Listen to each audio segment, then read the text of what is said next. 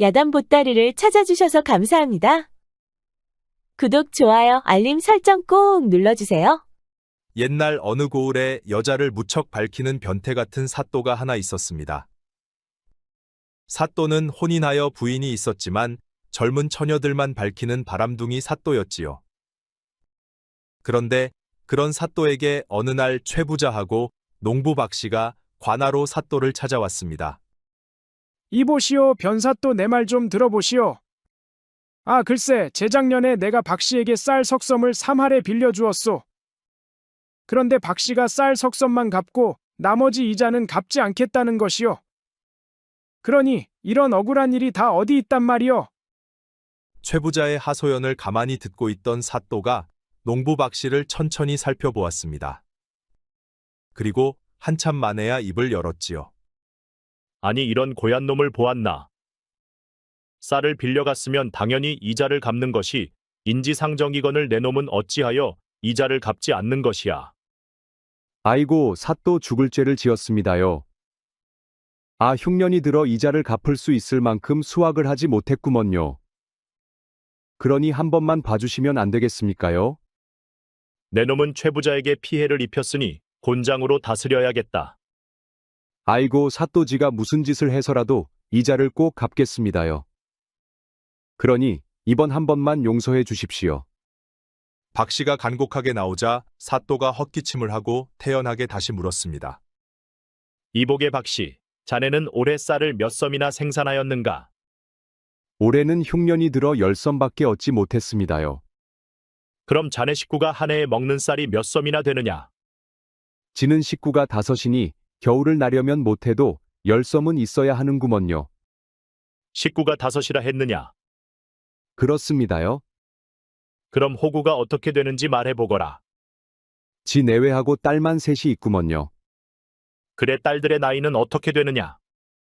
큰딸은 올해 18세이고 둘째는 15세이고 막내가 11세입니다요. 박씨의 호구를 들은 변사또는 입가에 살짝 미소를 지었습니다. 변사또는 박씨에게 딸들이 여럿 있다는 것을 미리 알고 있었기 때문이었지요. 그리고 사또는 다시 근엄한 표정을 하고 최부자에게 말했습니다. 들었소, 최부자. 한 해 동안 가족이 먹는 쌀이 10섬인데 올해 10섬밖에 얻었다 하지 않소. 그러니 올해 이자는 갚을 수 없는 처지가 아니오. 일단 빌려준 석섬을 받았으면 손해 난 것은 아니니 이만 돌아가시오. 아니, 변사또, 쌀을 빌려줄 때는 이자를 받아서 이문을 남기는 것이 목적이 아니겠소. 헌데 어찌 이자를 포기한단 말이오.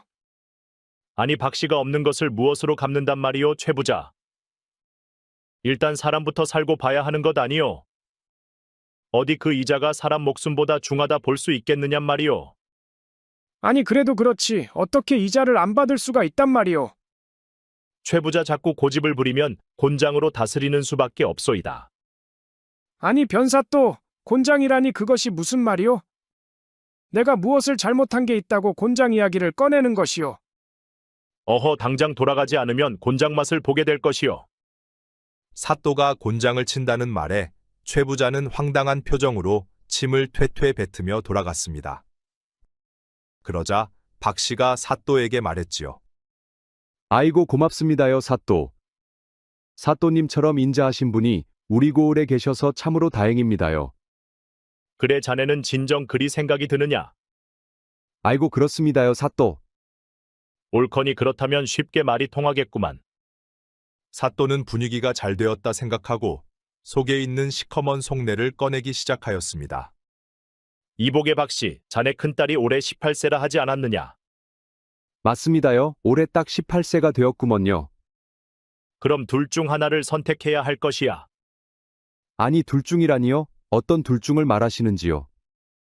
하나는 이자를 갚지 못했으니 자네 땅을 최부자에게 주는 것이야. 그리고 또 하나는 이자를 내가 알아서 탕감해 줄 터이니 자네 딸이 내수청을 들게 하는 것이지. 자, 어느 것을 선택하겠느냐? 사또 말에 박씨는 황당해도 너무 황당했습니다.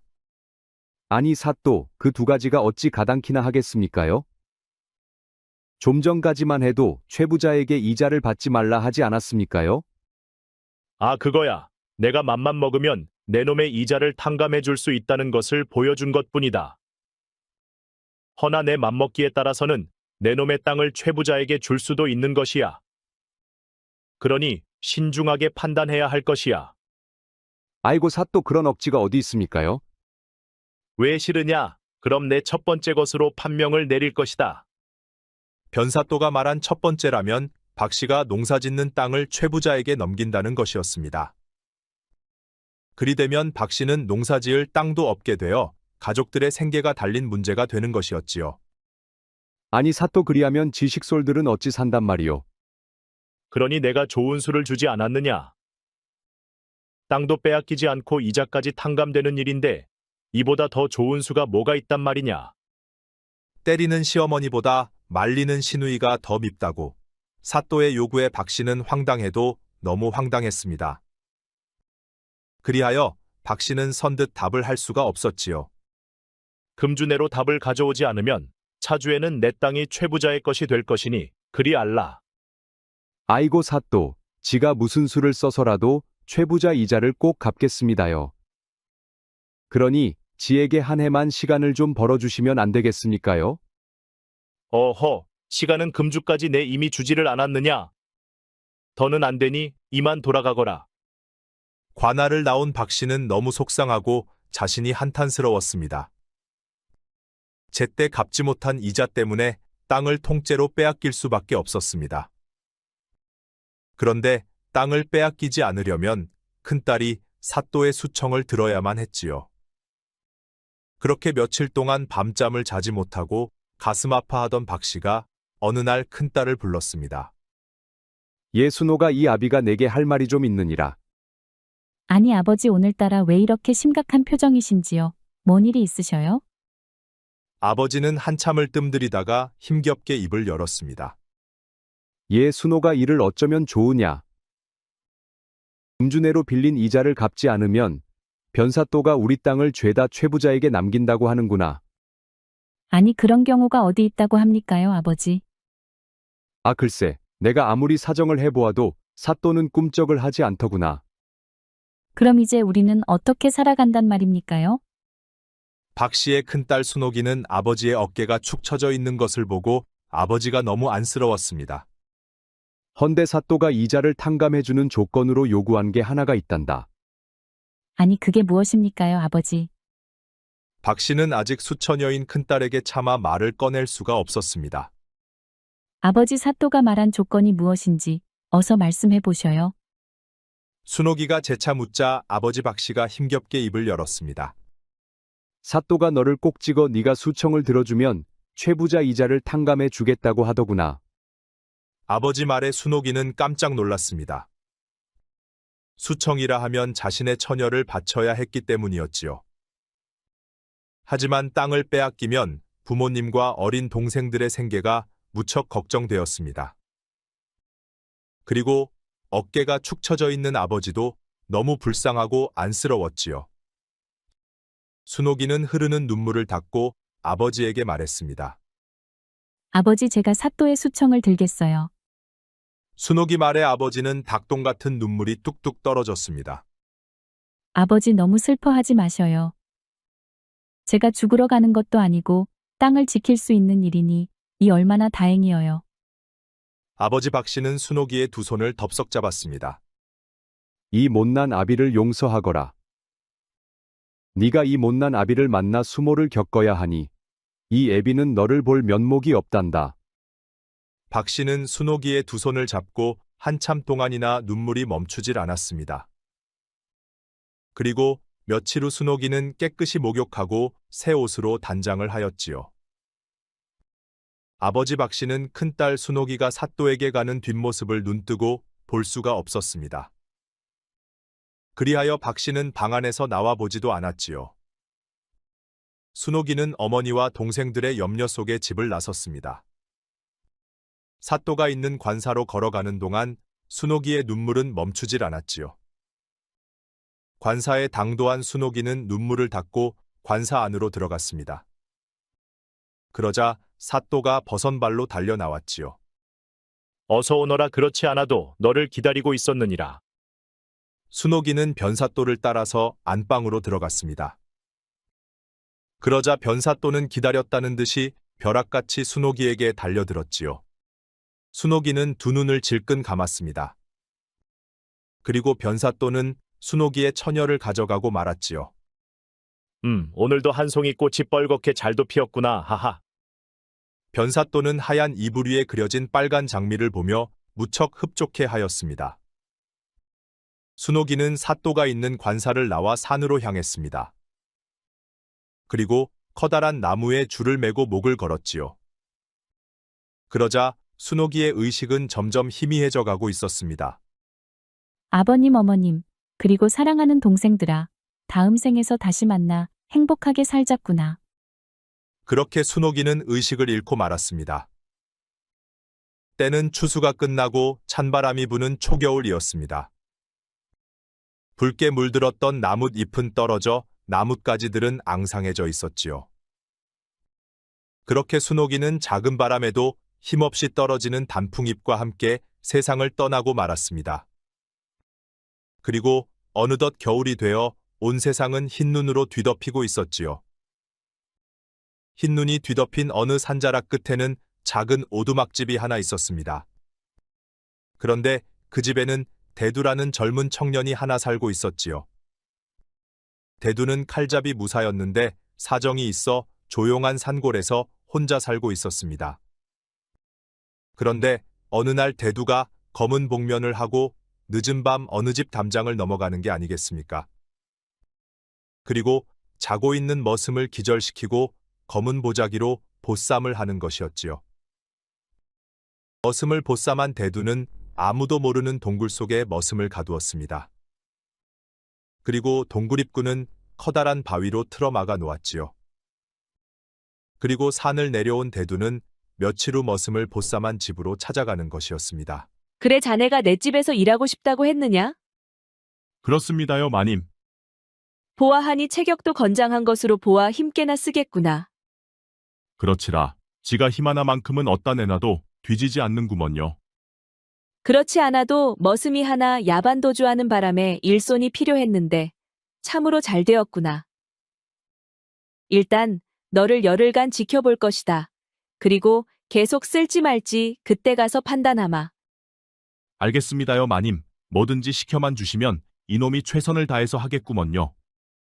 그리하여 대두는 마님의 승낙을 받고 열흘간 마님의 집에서 일을 하게 되었습니다. 얘 초순아, 네가 칠성이가 쓰던 방을 안내해 주거라. 네, 알겠습니다요, 마님. 그리고 대두 너는 올 겨울에 쓸 장작이 부족하니 내일부터 장작을 먼저 패거라. 알겠습니다요, 마님. 그럼 총각은 나를 따라오시오. 대두는 초순이를 따라갔습니다. 그러자 대두가 보쌈한 머슴 칠성이 방으로 안내를 해주었지요. 아니, 총각은 이곳을 어찌 알고 찾아온 것이오. 칠성이가 한밤중에 사라진 지 며칠도 안 돼 일하겠다고 찾아온 것이 어째 수상하구먼. 쉿 혼자만 알고 있으시오. 칠성이가 떠나면서 자리가 비었으니 나보고 한번 가보라 했소. 아니, 칠성이를 잘 아는 것이오. 헌데 나는 칠성이가 한밤중에 왜 갑자기 사라졌는지 그것이 궁금합니다. 시도 때도 없이 나 좋다고 뒷공무니만 따라다니더니 나에게 말도 없이 떠났다는 것을 나는 믿을 수가 없소.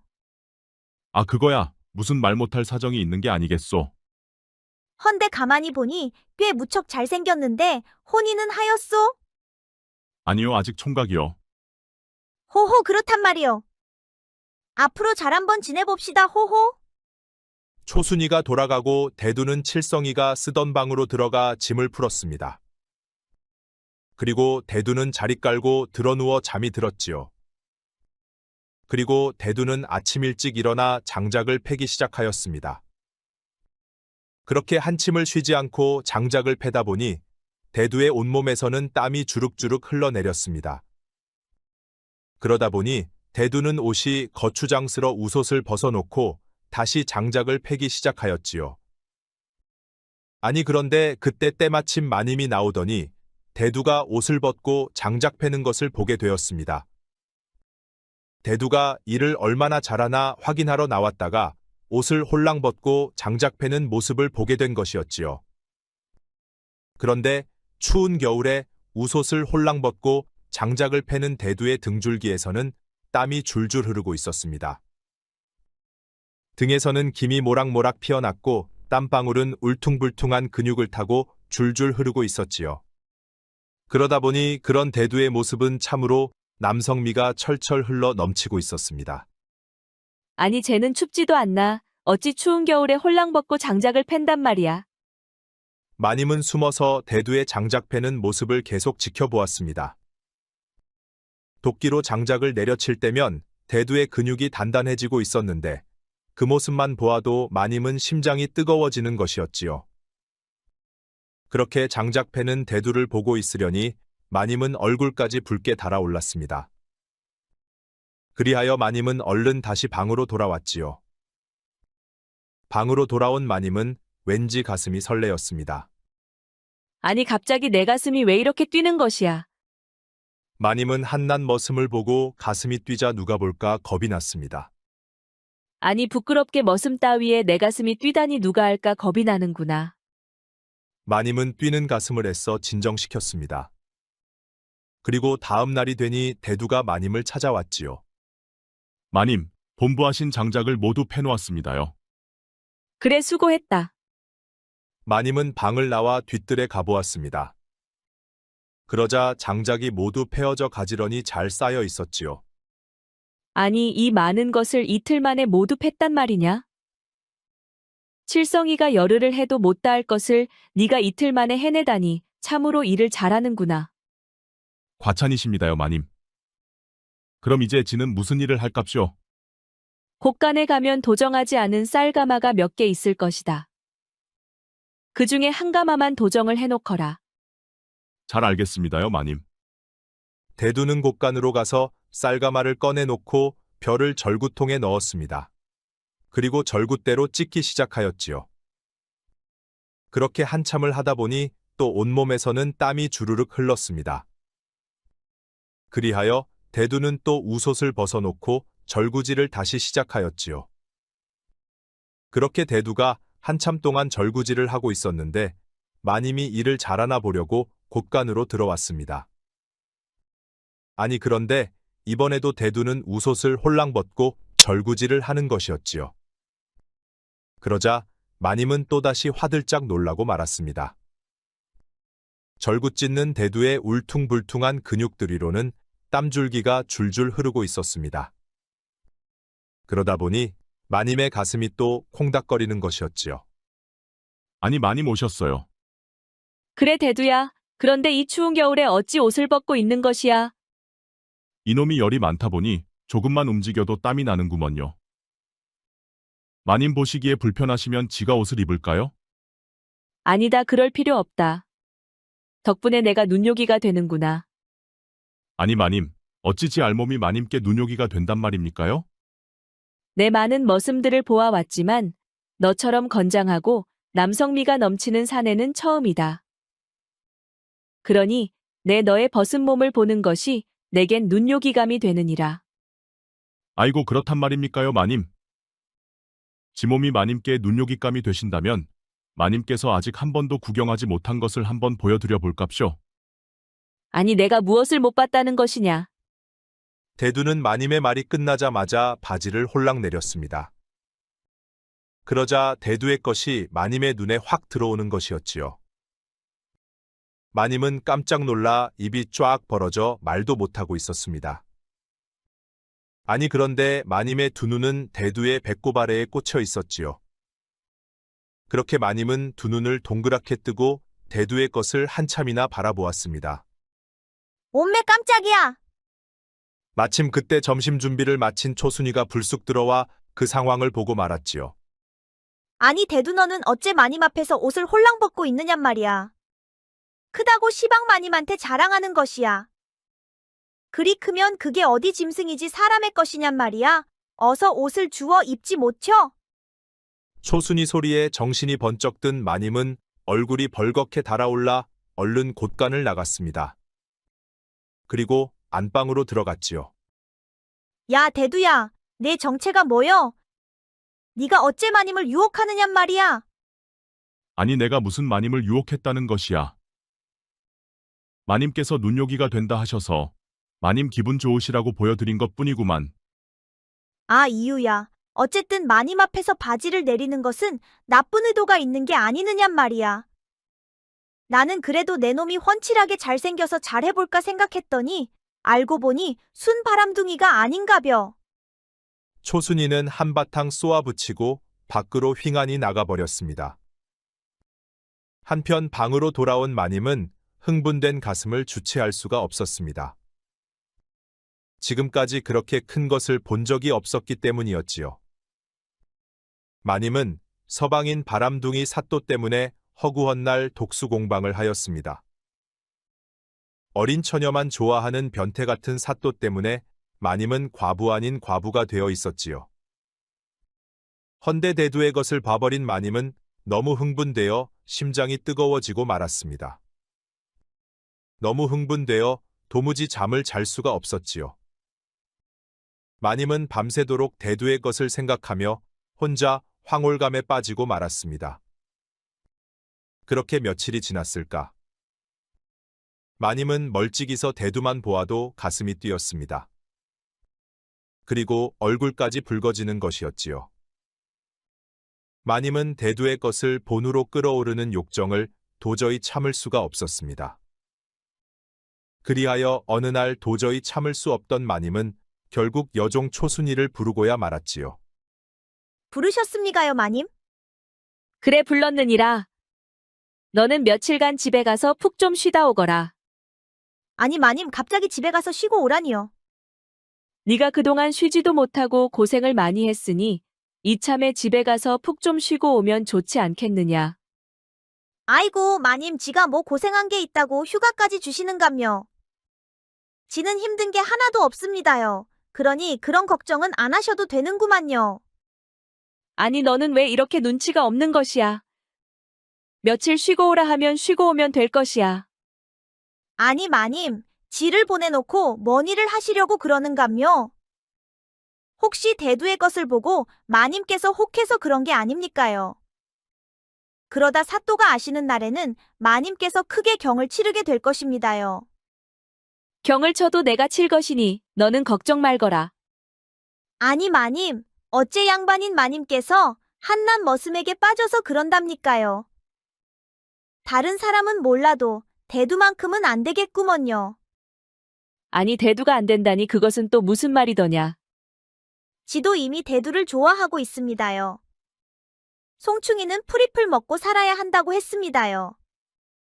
그러니 대두는 지 것이 되어야 맞는구먼요. 아니 네가 지금 상전인 나를 우습게 보는 것이냐. 당장 네 집으로 가지 않으면 내 너를 다시는 내 집에 발도 못 붙이게 할 것이다. 마님의 엄포의 초순이는 더 이상 고집을 부릴 수가 없었습니다. 늙으신 어머님을 부양하려면 여종 자리를 잃으면 안 되었기 때문이었지요. 여종 자리를 구하기도 쉽지 않은 상황이라 초순이는 눈물을 머금고 집으로 향했습니다. 그렇게 여종 초순이가 집으로 가자 늦은 밤 마님은 대두를 안방으로 불렀습니다. 부르셨습니까요, 마님? 그래 들어오너라. 대두가 안방으로 들어가 보니 마님은 속옷 차림으로 요염하게 앉아 있었습니다. 그래 그 잘난 내 것을 다시 한번 꺼내보거라. 여종 초순이까지 집으로 보낸 것을 알고 있던 대두는 당당하게 바지를 내렸지요. 어디 가까이 와보거라. 대두는 바지를 내린 채로 마님 곁으로 바짝 다가갔습니다. 그러자 마님은 흥분된 감정을 주체하지 못하고 곧바로 대두를 잡아뜨렸지요. 그날 밤 달빛은 유난히 밝았고 무수히 많은 별들이 반짝였습니다. 한 번 더 해보거라. 마님의 방 안에서는 밤하늘에 떠있는 별들보다 더 많은 별들이 반짝거리고 있었습니다. 2번, 3번을 넘어 5번씩이나 마님은 그동안 못다한 한을 원없이 풀어버렸지요. 마님은 3일 밤낮을 일어나지 못하고 누워만 있었습니다. 3일이 지났어도 여운이 가시지를 않았지요. 그래 사또가 알아서 내가 설상 죽는다 한들 나는 한 점 후회가 없을 것이야. 이제 나도 내가 하고 싶을 것을 하면서 살 것이야. 마님은 대두와의 밤이 행복해도 너무 행복했습니다. 지금까지 이렇게 행복한 적이 없었지요. 마님, 저 왔습니다요. 아니 그런데 마님이 안방에서 아직 여운을 느끼며 누워 있었는데 갑자기 여종의 목소리가 들려오는 게 아니겠습니까? 아니 왜 벌써 온 것이야? 마님, 지가 떠난 지 벌써 3일이나 되었구먼요. 아니 한 일주일 더 쉬다 올 것이지 왜 이렇게 일찍 온 것이야? 지가 불안해서 도저히 쉬고 있을 수가 없었습니다요. 설마 그 사이 대두를 안방으로 부르신 것은 아니겠지요. 마님은 초순이 말에 대꾸를 하지 않았습니다. 그러자 초순이가 말했지요. 아니, 마님 왜 대답을 안 하신대요? 설마 벌써 대두를 불러서 일을 치르셨는감요? 아니 얘가 지금 무슨 소리를 하는 것이야? 왔으면 어서 가서 네 할 일이나 하거라. 마님은 내일쯤 다시 대두를 부르려 하였는데 초순이 때문에 계획이 틀어지고 말았습니다. 아니 쟤는 왜 또 일찍 와서 난리람. 마님은 초순이가 일찍 돌아온 것이 영 맘에 들지 않았습니다. 그리하여 마님은 초순이를 다시 또 내보낼 궁리를 시작하였지요. 초순이는 마님한테 왔다는 인사를 하고 대두방으로 향했습니다. 그리고 대두방문을 열고 안으로 불쑥 들어갔지요. 아니 이게 누구여? 어째 벌써 돌아온겨? 따뜻한 아랫목에 등을 지지고 누워있던 대두가 깜짝 놀라 벌떡 일어났습니다. 아니, 내가 일찍 오면 안 되는 일이라도 있는 것이야. 아니 그런 게 아니고 오래간만에 집에 갔으니 한 며칠 더 쉬다 올 줄 알았지. 대두, 너 내가 묻는 말에 솔직히 말해봐. 마님하고 혔냐 안 혔냐? 아니 지금 무슨 소리를 하는 것이야? 어째 오자마자 그런 것을 묻는 것인데. 아, 내가 신경 쓰여서 그렇지. 어서 말해봐. 했어 안 했어? 대두는 초순이에게 사실대로 말할 수가 없었습니다. 그리하여 거짓말을 하였지요. 아니 내가 어떻게 마님하고 그럴 수가 있겠어. 그런 일은 없으니 신경 쓰지 말더라고. 아니, 내가 어떻게 신경을 안 쓸 수가 있겠어? 이 나쁜 놈아. 대두니가 벌써 내 마음을 훔쳐가 버렸는데. 초순이가 갑자기 울음을 터뜨리고 말았습니다. 그러자 대두는 당황하여 어찌할 바를 몰랐지요. 대두는 한참 동안이나 초순이를 어르고 달랬습니다. 그리고 초순이를 초순이 방까지 데려다 주고 나왔지요. 아니 갑자기 복병이 등장을 하였군. 생각지도 못한 초순이 때문에 계획에 차질이 생길 수도 있겠어. 대두는 혼잣말로 뭔가 의미심장한 말을 하였습니다. 그리고 초순이 때문에 뭔가 계획에 차질이 생긴 것 같았지요. 그러다 보니 대두도 초순이를 어떻게 해야 할지 고민이 생기고 말았습니다. 마님은 마님의 사정대로, 대두는 대두의 사정대로 초순이가 방해가 되고 있었지요. 그렇게 대두는 어떤 목적을 가지고 마님을 유혹하고 있었는데 초순이가 걸림돌이 된 것이었습니다. 그리하여 대두가 초순이를 어떻게 할지 고민을 하고 있던 어느 날 마님이 초순이와 대두를 불렀습니다. 내 친정에서는 3년에 한 번씩 강원도 태백산 암제 가서 시주하고 100일 기도를 하였었다. 헌데 친정어머님께서 건강이 안 좋으셔서 그동안 내가 다녀왔었지. 그런데 이번에는 내가 몸이 좋지 않아 갈 수가 없구나. 그러니 너희 둘이 가서 이 돈을 시주하고 내 대신 100일 기도를 하고 오너라. 아니, 마님 100일 기도를 지들이 해도 괜찮겠습니까요? 괜찮다. 가서 무병장수하게 해달라고 빌면 되느니라. 네, 알겠습니다요, 마님. 초순이는 대두와 함께 다녀와야 한다고 하니 내심 무척 기뻤습니다. 가고 오는데 한 달, 그리고 100일 기도까지 하면 넉 달을 대두와 단둘이 있을 수 있었기 때문이었지요. 그런데 대두는 마님이 갑자기 넉 달이나 걸리는 길을 초순이와 함께 보내는 것을 무슨 뜻인지 곧바로 알아챘습니다. 마님의 깊은 뜻이 있었기 때문이었지요. 그리하여 대두는 초순이와 함께 괴나리 보찜을 메고 강원도 태백산으로 향했습니다. 두 사람은 마을을 벗어나 들판길로 들어섰습니다. 그리고 한참을 지나 곧 산길로 들어섰지요. 그렇게 한참을 가다 보니 어느덧 해가 서산으로 지고 있었습니다. 그리하여 묵을 곳을 찾아보던 두 사람은 저 멀리 한적한 곳에 있는 주막집으로 향했지요. 주모 여기 국밥 2그릇하고 방 2개만 주시오. 아니요, 주모. 국밥 2그릇하고 방은 1개만 주시오. 아니 한 방에서 같이 자려고 그려? 아니, 돈 아깝게 왜 방을 2개나 잡고 그려? 한 푼이라도 아껴야지. 그럼 방 하나면 되겠소? 그리해 주시오, 주모. 그리하여 두 사람은 국밥을 먹고 방으로 들어갔습니다. 그러자 대두가 피곤하다며 자리를 깔고 일찌감치 드러눕는 것이었지요. 그러자 초순이도 등불을 끄고 자리에 누웠습니다. 그런데 한참이 지나도 대두가 아무 반응이 없는 것이었지요. 초순이는 힘들게 얻은 기회를 이렇게 놓치고 싶지가 않았습니다. 야, 대두야 자냐? 아니 이제 잠들려고 하는 중이야. 야, 그런데 너는 내가 여자로 안 보이냐? 아니 네가 여자지 그럼 남자냐? 아니, 그럼 너는 어째 사내놈이 그리 숫기가 없는 것이야.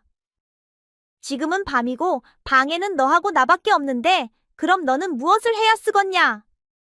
아니 지금 나보고 잠도 안 자고 무엇을 하라는 것이야. 이런 맹취야, 내가 그것까지 말해야 쓰겄냐? 초순이는 대두가 하도 답답했는지 먼저 대두를 올라타고 말았습니다.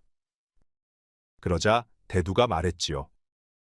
초순이 너 정말 후회 안 할 자신이 있는겨? 아, 두말하면 잔소리지. 얼른 시작하기나 혀?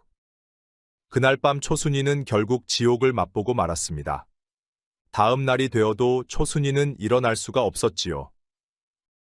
그리하여 두 사람은 어쩔 수 없이 주막에서 하룻밤을 더 묵을 수밖에 없었습니다. 지금은 좀 어때요? 내일은 길을 떠날 수 있겠어? 응, 내일은 걸을 수 있을 것 같아. 그러니 내가 뭘 했어? 분명 후회할 것이라 했자녀. 후회는 아니여. 단지 내 몸이 녹초가 되어서 그렇지. 그날 밤 초순이는 주막에서 조용히 잠이 들었습니다.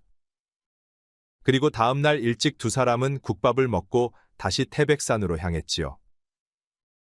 태백산 암자에 도착하는 동안 주막집에 여러 번 들렀어도 초순이는 대두를 올라타지 않았습니다. 한번 경험하고 초주검이 된 후로는 다시는 대두에게 달려들 생각을 하지 않았지요. 그렇게 암제에 도착한 두 사람은 스님을 찾아가 시주를 하였습니다. 그리고 다음 날부터 100일 기도를 시작하였지요. 그런데 초순이가 다음 날 눈을 떠보니 대두가 보이질 않았습니다. 아니, 얘는 어딜 간 것이야? 초순이는 하는 수 없이 혼자 100일 기도를 할 수밖에 없었지요. 한편 암자에서 사라진 대두는 마님이 있는 집으로 향하고 있었습니다. 꼬박 며칠을 쉬지 않고 달려간 대두는 대문을 열고 들어가 마님을 불렀습니다. 마님 지왔습니다요? 대두 목소리에 마님이 방문을 열고 밖으로 나왔습니다. 그래 초순이는 암제 잘 도착하였느냐? 그렇습니다요 마님. 그럼 어서 들어오너라. 방으로 들어간 대두는 허겁지겁 마님의 옷을 벗겼습니다. 그리고 두 사람은 어느새 한 몸이 되었지요. 초순이 없는 집에서 100일 동안 두 사람은 원없이 사랑을 나누었습니다. 대두 때문에 마님은 세상에 다시 태어난 것만 같았지요. 그렇게 100일이 지난 어느 날 대두는 마님의 집을 나왔습니다. 그리고 산속 자신의 오두막집으로 향했지요. 어느새 겨울은 가고 꽃피는 봄이 되었습니다. 대두는 노란 유채꽃을 한 다발이나 꺾어 집으로 한 걸음에 달려갔습니다. 그리고 방으로 들어갔지요. 순호가 이것 좀 봐 예쁘지? 어머 예뻐라 벌써 봄이 왔나 봐. 대두는 순옥이가 활짝 핀 유채꽃을 보면서 좋아하자 기분이 너무 좋았습니다. 순옥이의 웃는 모습을 볼 수 있었기 때문이었지요. 순호가 50어 나랑 같이 가볼 데가 있어. 대두는 순옥이를 데리고 관아로 향했습니다. 그리고 관아 앞에서 관아 입구를 지켜보고 있었지요. 이곳에는 왜 데려온 것이야? 잠시만 있어봐 곧 알게 될 것이야. 그렇게 두 사람이 기다리다 보니 잠시 후 변사또가 포박되어 어디론가 끌려가는 것이었지요. 그러자 그 모습을 본 순옥이가 주저앉아 눈물을 흘렸습니다. 대두는 그런 순옥이를 말없이 꼭 안아주었지요. 대두는 순옥이와 혼인을 약속한 사이였습니다. 헌데 변태 같은 변사또가 아버지를 겁박하여 순옥이의 처녀를 훔쳐간 것이었지요. 그리하여 순옥이는 대두와 혼인을 약속하였지만 순결을 빼앗겨 목숨을 끊으려 하였던 것이었습니다. 헌데 뒤늦게 그 사실을 안 대두가 목을 매는 순옥이를 찾아 살려낸 것이었지요. 그리하여 대두는 작심을 하고 변사또에게 복수를 하기로 한 것이었습니다. 그래서 사또의 부인인 마님에게 접근을 하였던 것이었지요. 결국 사또에게 정이 떨어진 마님은 대두를 도와 사또의 비리 명부를 넘겨준 것이었습니다. 그리하여 사또는 사탈관직을 당하고 유배를 떠나게 되었지요. 대두는 울고 있는 순옥이의 눈물을 닦아주었습니다. 이제 마음의 원한도 풀고 마음의 짐도 덜어버려. 나는 네가 내 곁에만 있으면 돼. 그러니 우리 혼인해서 행복하게 살자. 순옥이는 대두의 품에 안겨 엉엉 울었습니다. 그리고 얼마 후 두 사람은 마님이 선물해준 깨끗한 기와집에서 혼례를 올렸지요. 마님도 대두의 사정을 알고 대두를 도와준 것이었습니다. 대두와 순옥이의 진실한 사랑에 감복을 한 것이었지요. 그런 사랑을 해보지 못한 마님은 두 사람의 사랑이 너무너무 아름다워 보였습니다. 그리하여 마님도 두 사람의 사랑을 진심으로 축복해 주었지요. 헌데 단 한 사람 그렇지 않은 사람이 하나 있었습니다. 대두의 혼례를 보면서 씩씩거리는 사람이 하나 있었지요. 아니, 저 잡놈은 바람둥이여 뭐여? 마님하고 나는 멋이 되느냔 말이여? 그나저나 저 잡놈만 한 것도 없는데 앞으로 그리워서 어찌 산단 말이여? 에고. 지금이라도 쫓아가서 내가 임자라고 하면서 빼앗아와야 하나, 어쩌야 하나, 에잉 쯧쯧. 대두는 순옥이 부모님을 모시고 함께 살았습니다. 그리고 순옥이 동생들도 무척 아껴주었지요. 변태 같은 변사또가 사라진 마을은 평화가 찾아왔습니다. 그러다 보니 화목하고 행복한 삶을 살 수 있게 되었지요. 대두는 암자에서 돌아오고 나서 동굴에 가둔 칠성이를 꺼내 주었었습니다. 그리고 훗날 마님은 칠성이에게도 밭과 논을 떼어주어 초순이와 혼례를 올려주었지요. 그리하여 칠성이는 대두를 이해하고 용서하여 둘도 없는 친구가 되었답니다. 명언 중에는 이런 명언이 있습니다. 탐욕은 모든 화를 초래하며 이를 치료할 약은 없다. 사또는 탐욕 때문에 화를 자초하였습니다. 그리하여 결국은 자신의 운명을 나락으로 떨어지게 하였지요. 하지만 사또가 탐욕만 부리지 않았다면 사또에게 명예와 부는 평생 따랐을 것입니다.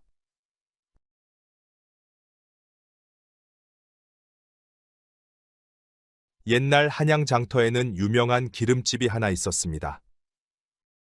그 집에서는 들깨 참깨를 볶아 기름을 짜주었는데 고소한 맛이 아주 일품이었지요.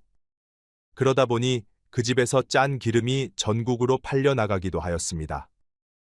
예, 서화야, 오늘 짤 기름은 얼마나 되느냐?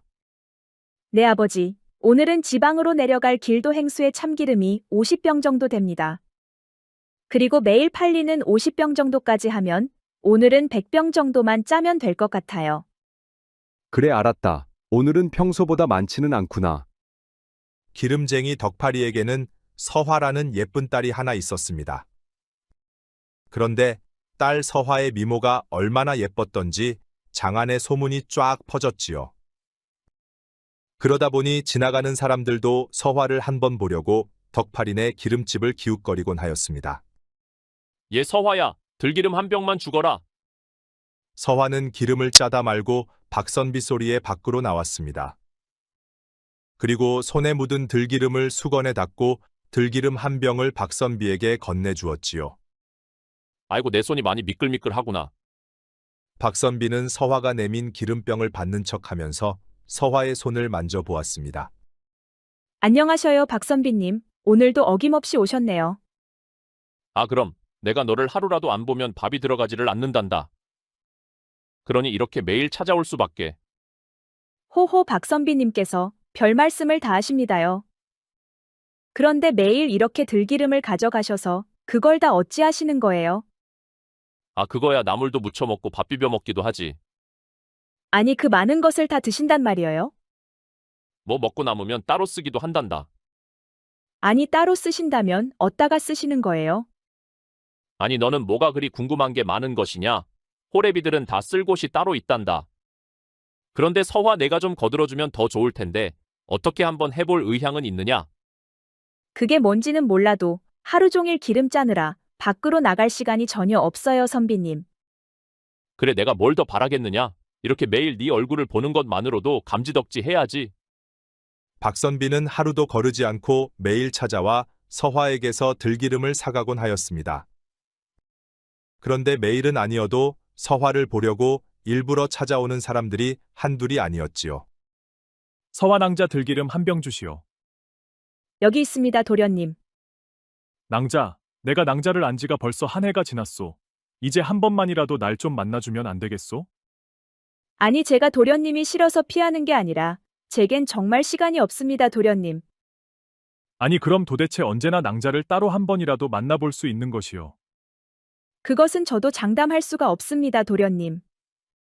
매일매일 일거리가 들어오니 부지런히 기름을 짜지 않으면 납품을 제때 할 수가 없지요. 그래서 정말 시간을 낼 수가 없습니다, 도련님. 일 때문에 그렇다니 나도 더 이상 할 말이 없구려. 이렇게 자주 찾아와 낭자 얼굴을 보는 수밖에. 서화를 탐내는 사람들이 무척 많았지만 서화는 기름 짜느라 밖으로 나갈 시간이 전혀 없었습니다. 그리고 서화는 책 읽기를 무척 좋아하였지요. 그러다 보니 일 끝나고 밤이 되면 시간 가는 줄 모르고 책을 보았습니다.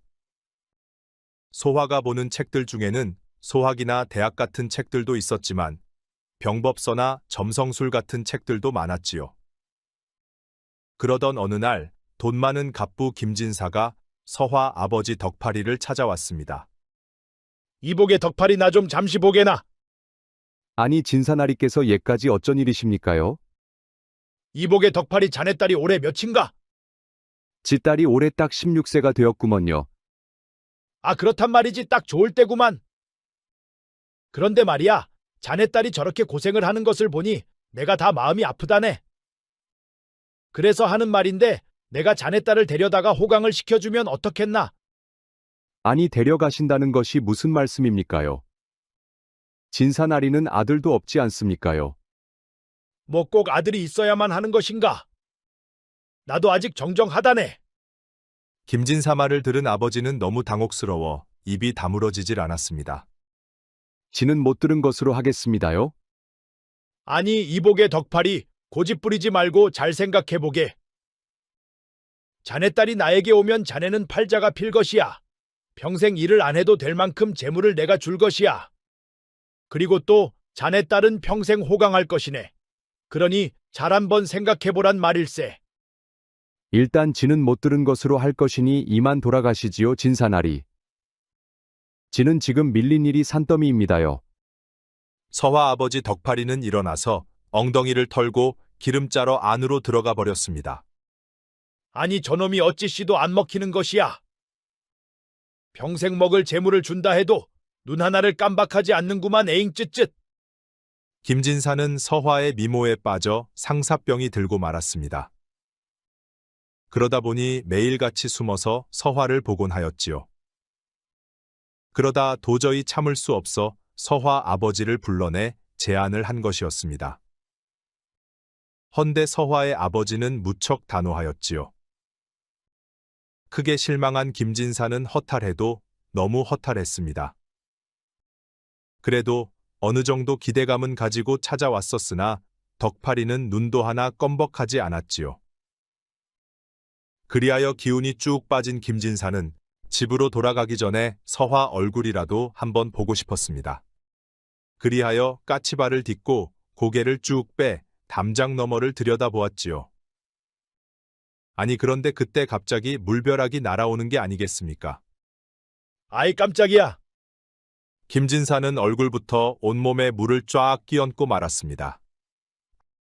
아니 그런데 설거지를 한 물인지 물에서는 시궁창 음식 냄새가 확 풍기는 것이었지요. 아니 진사나리가 아니신가며? 진사나리께서 어쩌다 그곳에 계셨습니까요? 아니다 내 지나는 길이었느니라. 참말로 죄송하게 되었구먼요. 아니다 나는 괜찮으니 신경 쓰지 말거라. 김진사는 덕파리에게 퇴짜 맞고 기분이 꿀꿀한데 서화한테 설거지 물벼락을 맞은 것이었지요. 그래도 서화를 본 김진사는 가슴이 설레고 심장이 또 떨려왔습니다. 물을 끼얹은 사람이 다른 사람도 아니고 서화이다 보니 김진사는 애써 태연한 척을 하였지요. 어허 시원하구나. 그래도 냄새가 나실 것인데 어서 들어가 씻으셔요 진사나리.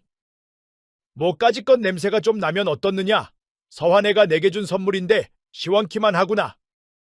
김진사는 애써 태연한 척을 하면서 헛기침을 하고 집으로 천천히 걸어갔습니다.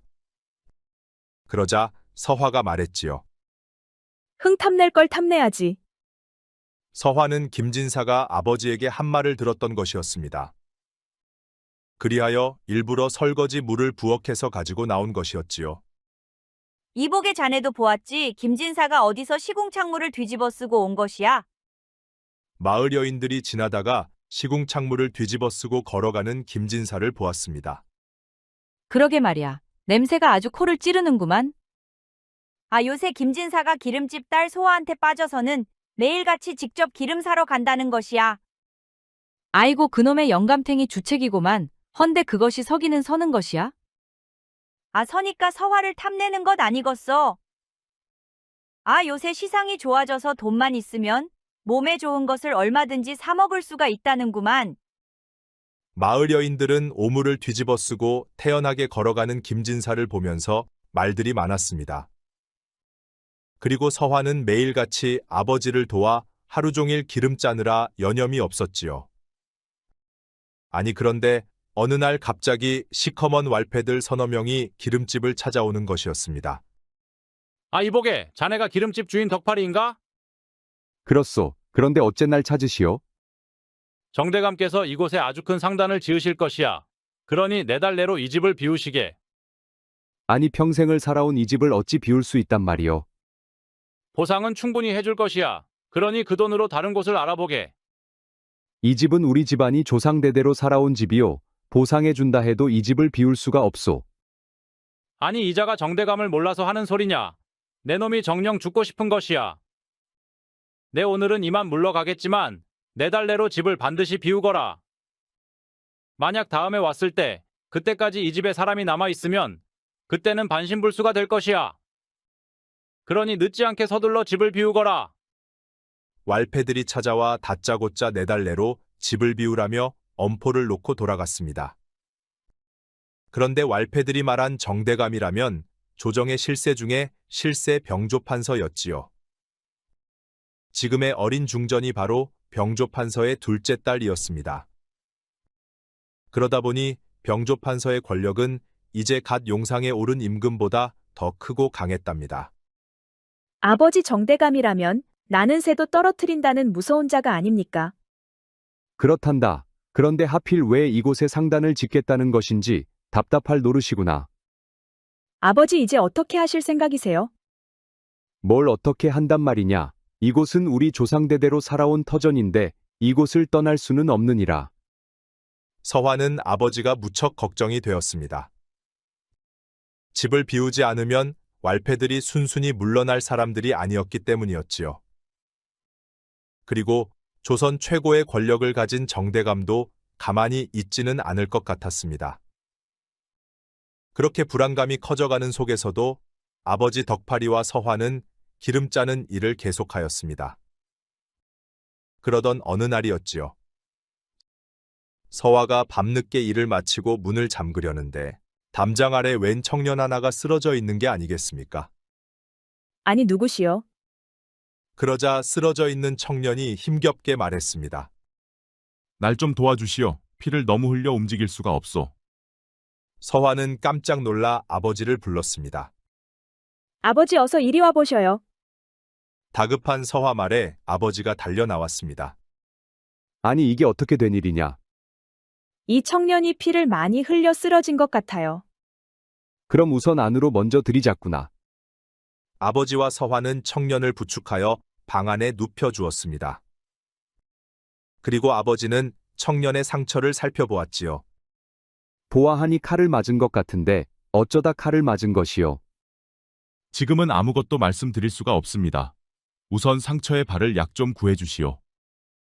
알겠소. 잠시만 기다리시오. 아버지가 방을 나가자 소화는 청년의 상처 부위를 닦아주었습니다. 그런데 청년은 외모로 보아 평범한 사람은 아닌 것 같아 보였지요. 미안하오 나 때문에 불편하게 해드렸구려. 그런 말씀 마시고 우선 안정을 취하셔요. 내 꼭 이 은혜는 갚아드리겠소. 그럼 우선 상처부터 얼른 나으셔야지요. 잠시 후 아버지는 약재를 가지고 돌아왔습니다. 그리고 청년의 상처에 약을 발라주었지요. 그리고 깨끗한 천으로 상처를 감싸주었습니다. 그러자 청년은 금세 잠이 들었지요. 어쩌다 이 청년이 칼을 맞았는지 모르겠구나. 상대가 누구인지는 몰라도 이 청년을 찾으러 오지 않을까요? 그래 그렇겠구나. 이 청년은 아무리 봐도 나쁜 사람 같지는 않은 것 같다. 그러니 청년이 밖에 흘린 핏자국부터 얼른 없애자꾸나. 그리하여 아버지와 서화는 밖에 청년이 흘린 핏자국을 모두 닦아냈습니다. 아버지, 아무래도 좋지 않은 기운이 우리 집 주변에 감돌고 있는 것 같아요. 정대감이 조상대대로 살아온 우리 집을 비우라는 것은 우리가 넘어설 수 없는 일인 것 같아요. 그리고 또 칼에 맞은 청년이 집으로 들었다는 것은 예사롭지 않은 일이 벌어지고 있는 것 같아요. 나도 그런 느낌이 드는구나. 일을 어찌하면 좋겠느냐. 제가 취미로 점수를 공부는 하였으나 아직 제대로 써보진 않았습니다. 헌데 이런 상황에서는 점괘를 한번 뽑아봐야 할 것 같아요. 그래 네가 그런 생각이 들거든 그리 한번 해보거라. 그리하여 서화는 엽전 2개를 던져 점괘를 뽑기 시작하였습니다. 그렇게 여러 번 동전을 던져 점괘를 쳐보던 서화가 말했지요. 아버님, 우선 이 청년부터 뽑아봤는데 청년이 죽는 것으로 나옵니다. 그리고 우리 집에 대해서도 뽑아봤어요. 그런데 집을 비워주지 않으면 아버님과 제가 큰 변고를 당하는 것으로 나와요. 그럼 대책은 없더냐? 우선 임시로라도 한양 변두리 쪽으로 집을 옮겨야 해요. 그리고 이 청년도 그리 데려가면 우리도 이 청년도 모두 무사한 것으로 나옵니다. 내 점괘가 그리 나왔다면 어쩔 수가 없구나. 내일 날이 밝거든 이사할 집부터 알아보자꾸나. 그리하여 다음 날 일찍 서화 아버지 덕파리는 왈패들을 찾아갔습니다. 그리고 집문서를 넘겨주고 보상을 받아왔지요. 그리고 한양 변두리 쪽으로 이사를 하였습니다. 이사를 하면서 이삿짐 속에 청년을 숨겨 이사를 하였지요. 덕파리는 이사를 마치고 이삿짐 속에서 청년을 꺼내 주었습니다.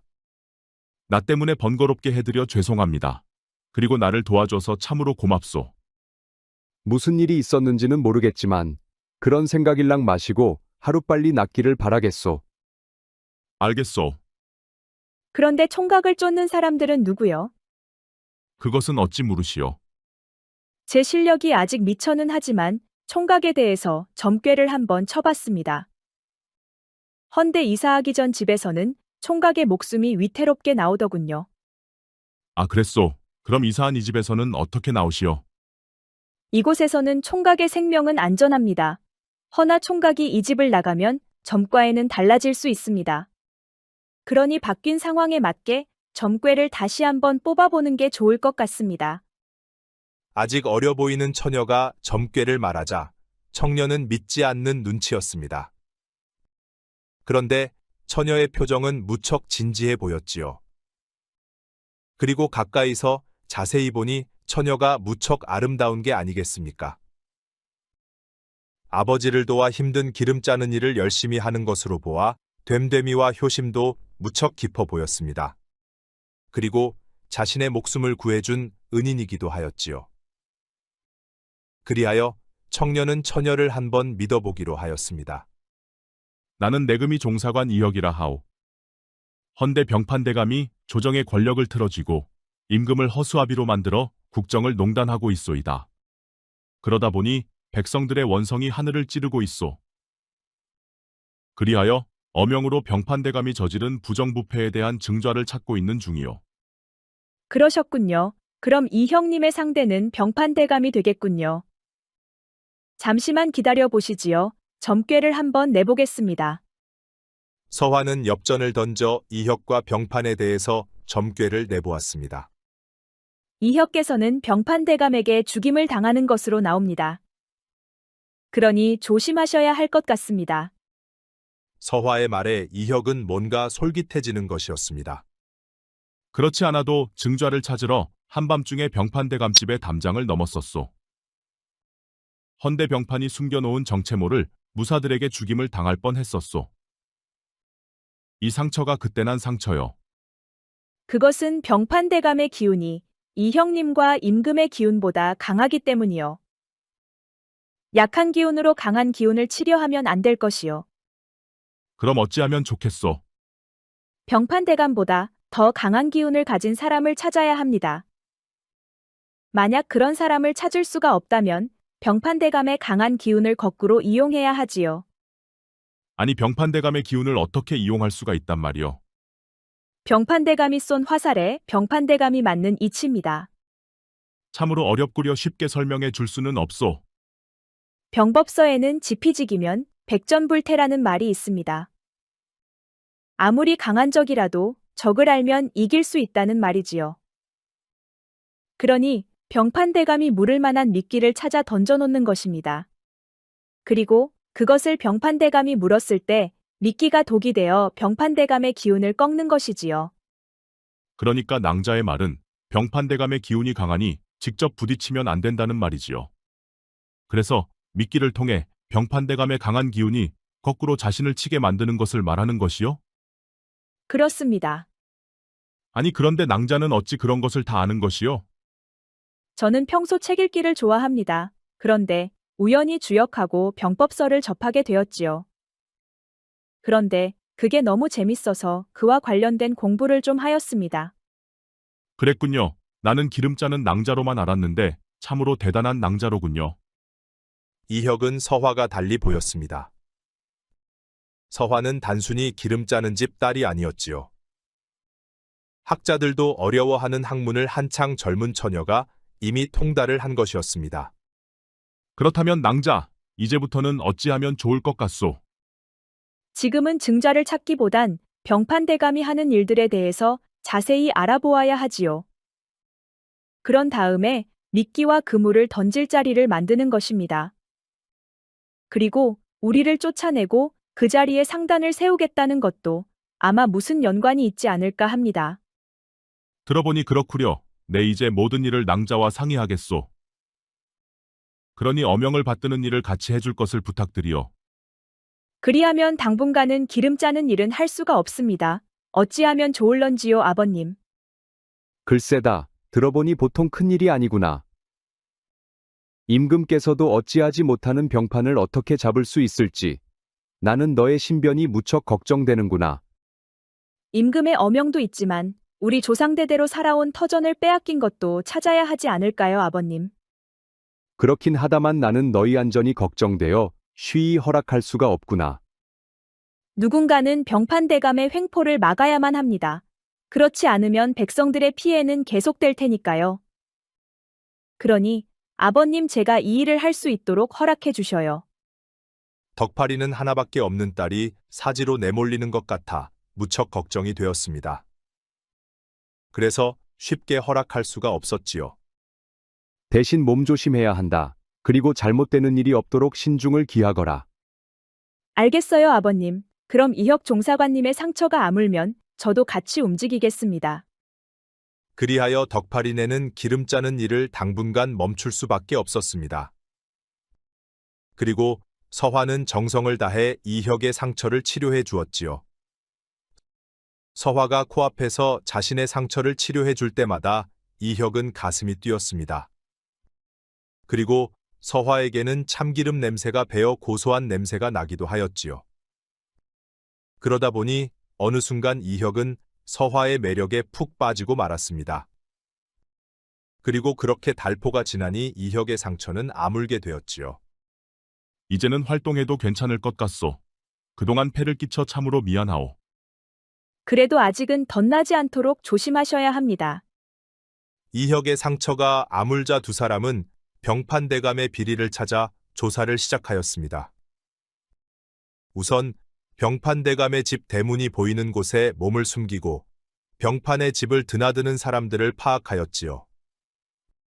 그리고 자주 드나드는 사람들만 추려보니 3명이 2, 3일에 한 번씩 주기적으로 드나드는 것이었습니다.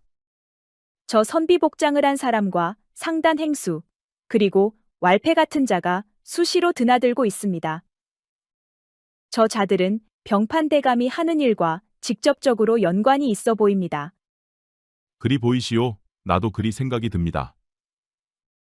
그렇다면 저자들의 뒤를 밟아 무슨 일을 하는지 파악을 해봐야 할 것 같소.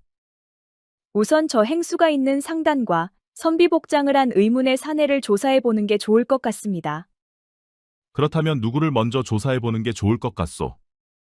우선 행수는 상단만 알아놓고 의문의 선비를 조사해 보는 것이 좋을 것 같습니다. 좋소. 그럼 그렇게 합시다. 그리하여 두 사람은 행수의 뒤를 밟아 행수가 들어가는 상단의 위치를 파악하였습니다. 그리고 곧이어 의문의 선비를 뒤쫓기 시작하였지요. 두 사람이 멀찍이서 의문의 선비 뒤를 따라가 보니 선비가 어느 기와집으로 들어가는 것이었습니다. 서완왕자는 집으로 돌아가 있으시오. 내가 저 집에 숨어 들어가 조사를 해보겠소. 그렇다면 잠시만 기다려 보시지요. 서화는 주머니에서 엽전을 꺼내 점괘를 뽑아보았습니다. 별탈은 없는 것으로 나옵니다. 그래도 조심하셔요. 그래 알겠소. 내 조심히 다녀오리다. 이혁 종사관은 선비가 들어간 기와집의 뒤쪽으로 향했습니다. 그리고 담장을 넘어 안방 뒷문으로 가 안에서 나오는 이야기를 엿듣기 시작하였지요. 병판대감의 명이 떨어졌소. 그러니 관의 신고는 1할만 하면 되고 9할은 신고 목록에서 빼시오. 알겠소. 그리하리다. 그리고 이번에도 아편을 가져오면 되는 것이요? 그렇소이다. 인삼을 판 대금으로 아편을 실어오면 되는 것이요. 의문의 선비가 방 안에서 나누는 이야기를 듣고 이혁은 깜짝 놀라고 말았습니다. 그동안 병판은 인삼을 청해 밀무역을 하였고 또 아편을 몰래 들여와 유통했기 때문이었지요. 아니 나라의 녹을 먹는 자가 어찌 그동안 백성들에게 아편을 팔아왔단 말인가. 병판대감의 추악한 돈벌이를 알게 된 이혁은 조용히 담장을 넘어 기와집을 빠져나왔습니다. 그리고 서화가 있는 집으로 찾아갔지요. 무탈하게 잘 다녀오셨습니까? 그렇소. 그런데 보통 일이 아닌 것 같소이다. 병판대감은 그동안 인삼 밀무역을 해왔고 그 돈으로 아편을 들여오고 있었소. 아니 어찌 조정 대신이 왈패들이나 함직한 그런 일을 해왔단 말입니까? 병판은 조정을 장악하기 위해서 많은 자금이 필요했던 것 같소. 이제 병판의 비리를 알았으니 현장을 덮쳐야 하지 않겠소. 병판은 현장에는 나타나지 않을 것입니다. 그리고 현장을 덮쳐도 그자들은 끝까지 병판을 대지 않을 게 뻔하지요. 그럼 이제 어찌하면 좋을 것 같소. 병판이 스스로 현장에 나올 수밖에 없게끔 만들어야지요. 아니 어떻게 병판을 현장으로 끌어낸단 말이오? 병판대감이 가져오는 아편을 풀기 전에 모두 태워버리면 병판은 아주 큰 손해를 입게 됩니다. 그럼 제 아무리 병판이라도 화가 날 수밖에 없지요. 그렇게 같은 방법으로 2번을 당하면 병판대감은 막대한 자금을 잃게 됩니다.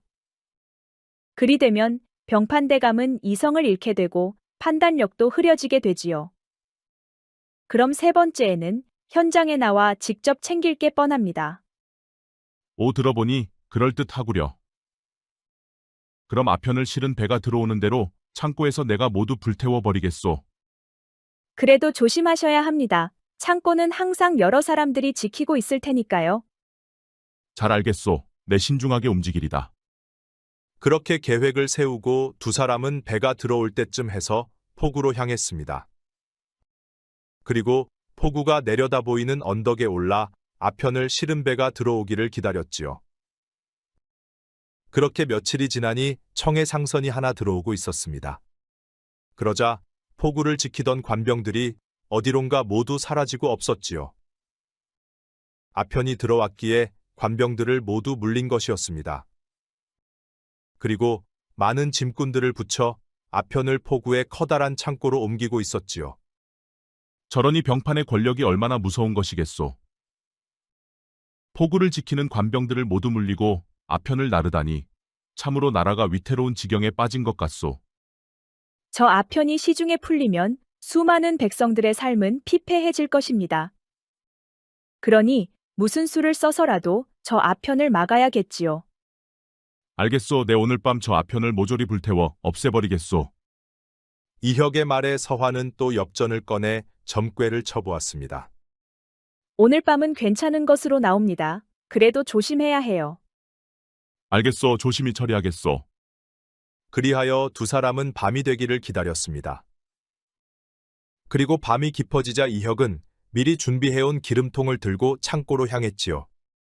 이혁은 창고 앞을 지키는 병사들이 꾸벅꾸벅 졸고 있는 것을 확인하고 창고 뒤로 돌아갔습니다. 그리고 조용히 뒷문을 따고 들어가 아편에 기름을 뿌리고 불을 붙였지요. 그러자 순식간에 불이 아편 전체로 옮겨 붙었습니다. 불이 전체로 옮겨 붙는 것을 확인한 이혁은 잽싸게 창고를 빠져나와 언덕 위로 올라갔습니다.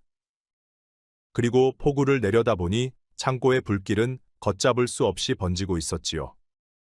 성공한 것 같아요, 이형님. 그렇구려. 저 많은 아편이 시중에 풀렸으면 어쩔 뻔했소. 그렇게 아편이 모두 불에 타 잿더미가 되는 것을 확인한 두 사람은 다시 집으로 돌아왔습니다. 그리고 다음 날부터 의문의 선비를 계속 주시하였지요. 의문의 선비가 병판대감의 집을 들어갔다 나오더니 눈탱이가 밤탱이가 되어 있었습니다. 그것은 병판대감에게 무엇인가로 맞았다는 것이겠지요. 그로 인해 아편은 병판대감의 것이 더욱 확실한 것 같았습니다.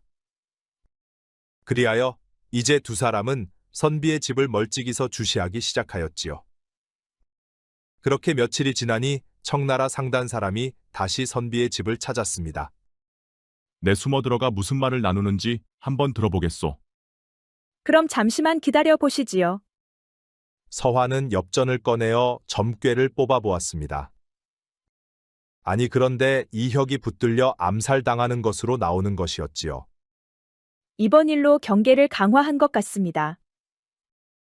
정보가 새어나갔다고 판단하고 집안에 살수들을 배치해둔 것 같습니다. 그러니 숨어 들어가면 살아서는 못 나올 것 같습니다. 그럼 어찌하면 좋을 것 같소. 청나라 상단 사람을 감시하는 게 좋을 것 같습니다.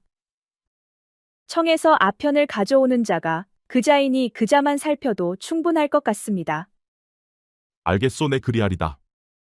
이혁은 서화가 너무너무 듬직하였습니다. 위험을 미리미리 간파해서 알려주니 서화를 더욱더 의지하게 되었지요. 그리고 어느 순간부터 서화가 자꾸 여인으로 보이는 것이었습니다. 손도 한번 잡아보고 싶고 입맞춤도 해보고 싶었지요. 헌데 큰일을 눈앞에 두고 그럴 수는 없었습니다.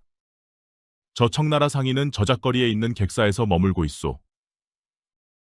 그곳은 여인들은 쉽게 눈에 띄는 곳이니 내가 그곳에 머물면서 청상인을 한번 살펴보겠소. 이혁 말에 서화는 다시 한번 점괘를 뽑아보았습니다. 큰 문제는 없어 보입니다. 그래도 조심하셔야 해요. 알겠소. 내 조심하겠소이다. 그리하여 서화는 집으로 가고 이혁은 객사로 향했습니다. 그리고 객사로 들어간 이혁은 방을 잡고 문틈으로 청나라 상인의 방을 주시하였지요.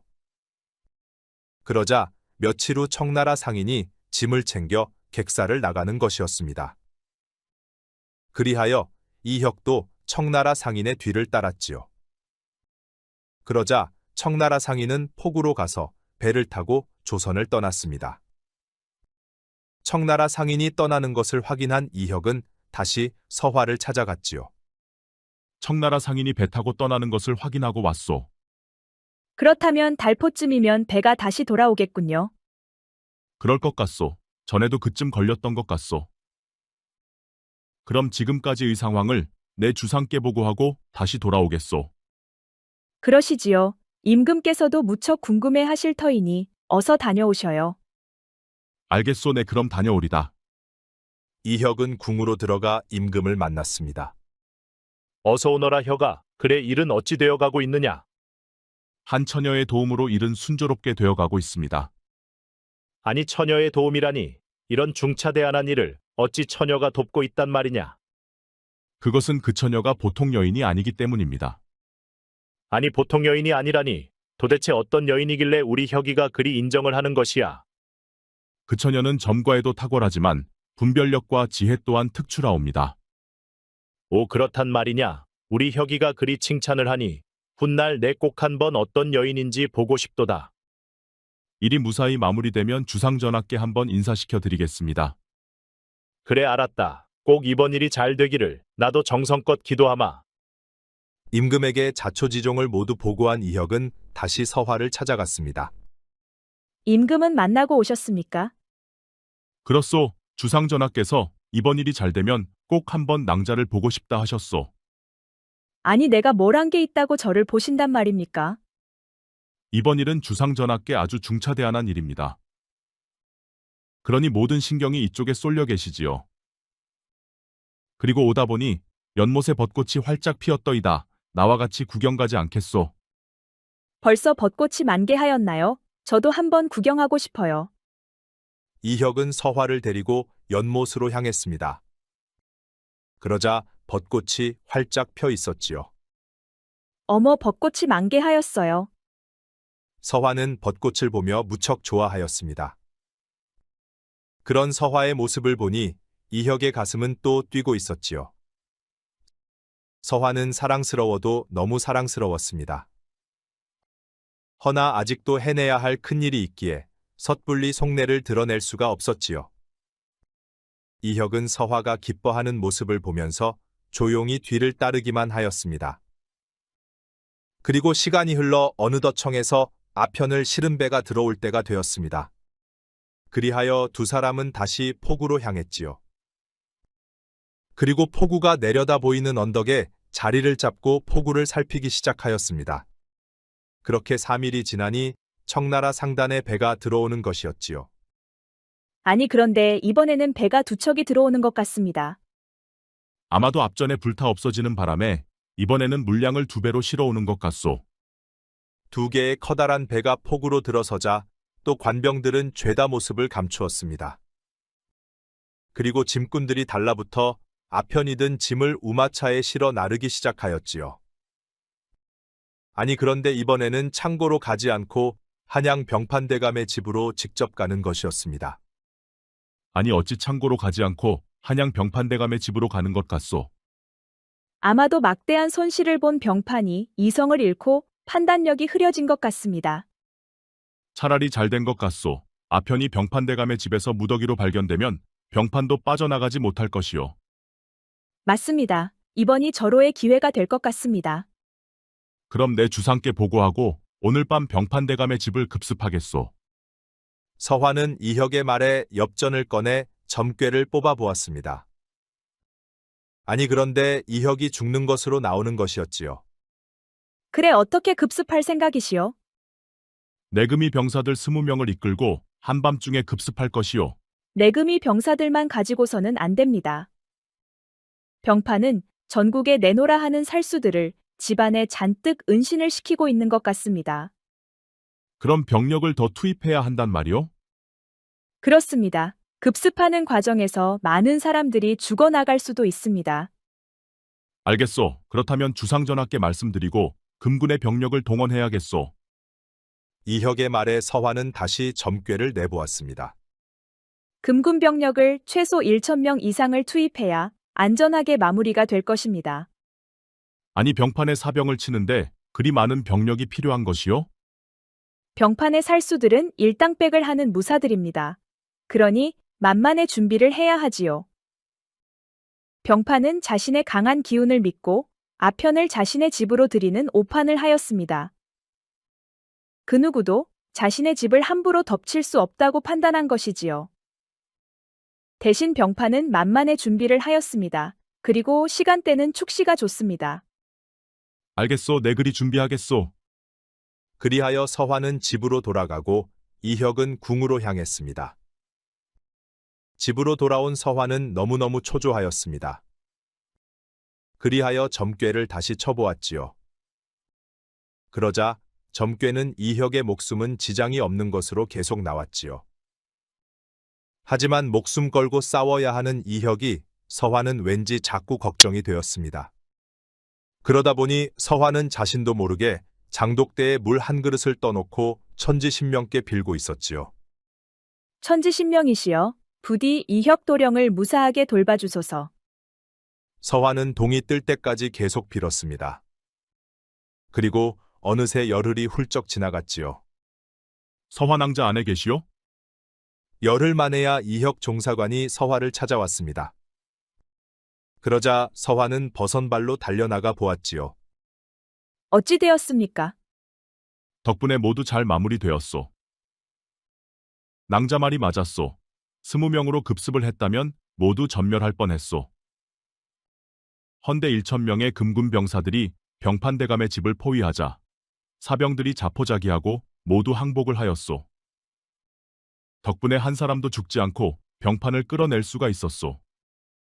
참으로 잘 되었습니다.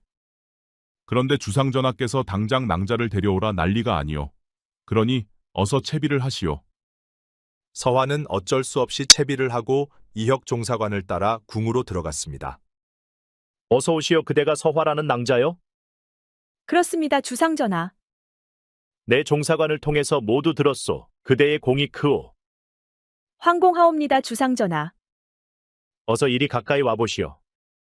임금이 가까이 오라 하니 서화는 임금 곁에 바짝 다가갔습니다. 그러자 임금이 서화의 손을 덥석 잡는 것이었지요.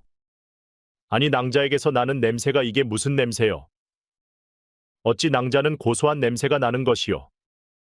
임금은 고소한 냄새가 난다며 서화의 손을 잡고 코에 갖다 대며 킁킁 냄새를 맡는 것이었습니다. 그리고 서화의 손이 조금은 미끈거리기도 하였지요.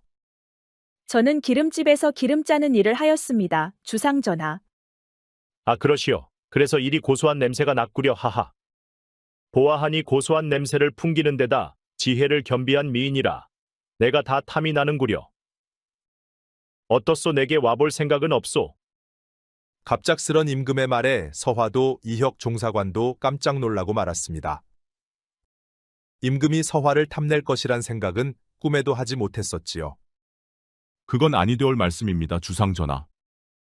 이혁 종사관은 자신도 모르게 말이 튀어나가고 말았습니다. 아니, 어찌 아니 된다 말하는 것이냐? 이혁 종사관은 서화를 절대 임금에게 빼앗기고 싶지가 않았습니다. 그리고 이런 상황이 되니 이혁 종사관은 이판사판이 되었지요. 서화낭자는 저와 혼인을 약속한 사이입니다. 이혁 종사관의 말이 맞소? 서화낭자. 서화도 이런 상황이 되어버리니 이판사판이 되어버렸습니다. 이미 가슴속 깊이 사랑한 이혁 종사관을 놓고 임금의 후궁이 되긴 싫었지요. 그렇습니다, 주상전하. 어허, 그렇단 말이냐? 내가 한 발 늦었구나. 하하. 그럼 내 앞에서 두 사람은 혼인 맹세를 해보거라. 임금의 성화에 이혁 종사관은 어쩔 수 없이 서화 앞에 섰습니다. 서화낭자, 내 검은 머리가 팥불이 될 때까지 그대와 영원히 함께할 것이요. 저도 이혁 종사관님과 평생을 함께 하겠습니다. 하하, 내 그럴 줄 알았다. 혁이 네가 서화낭자를 가슴에 품고도 아직 말도 꺼내지 못하고 있다는 것을 내 이미 알고 있었노라. 어떠냐? 이리 서로의 마음을 알고 나니 좋지 않느냐? 하하.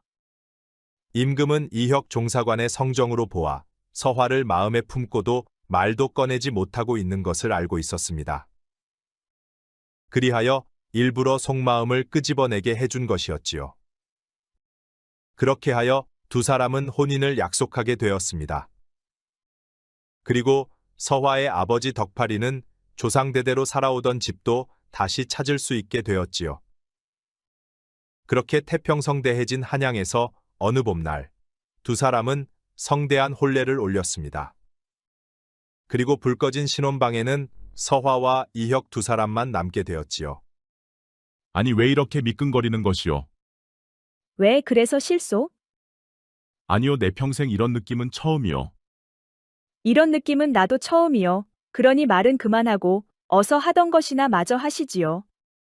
그날 밤 신혼방에서는 고소한 참기름 냄새가 진동을 하였습니다. 그리고 달콤하고 황홀한 밤이 되었지요. 그렇게 맺어진 두 사람은 평생을 사랑하며 행복하게 살았다는 야단보따리 이야기였습니다.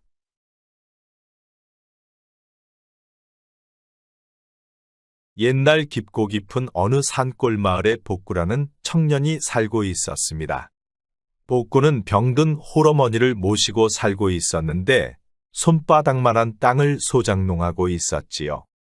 그런데 한 해 농사를 지어도 두 식구 입에 풀칠하기도 무척 힘들었습니다. 그러다 보니 어머님 보약을 한 제도 지어드릴 수가 없었지요. 복구는 그런 자신이 너무도 한탄스러웠습니다. 병들어 누워있는 어머님을 볼 때면 너무너무 가슴이 아팠지요. 그리하여 복구는 생각 끝에 겨울내 집신을 만들어 장인에다 팔아야겠다고 생각을 하였습니다.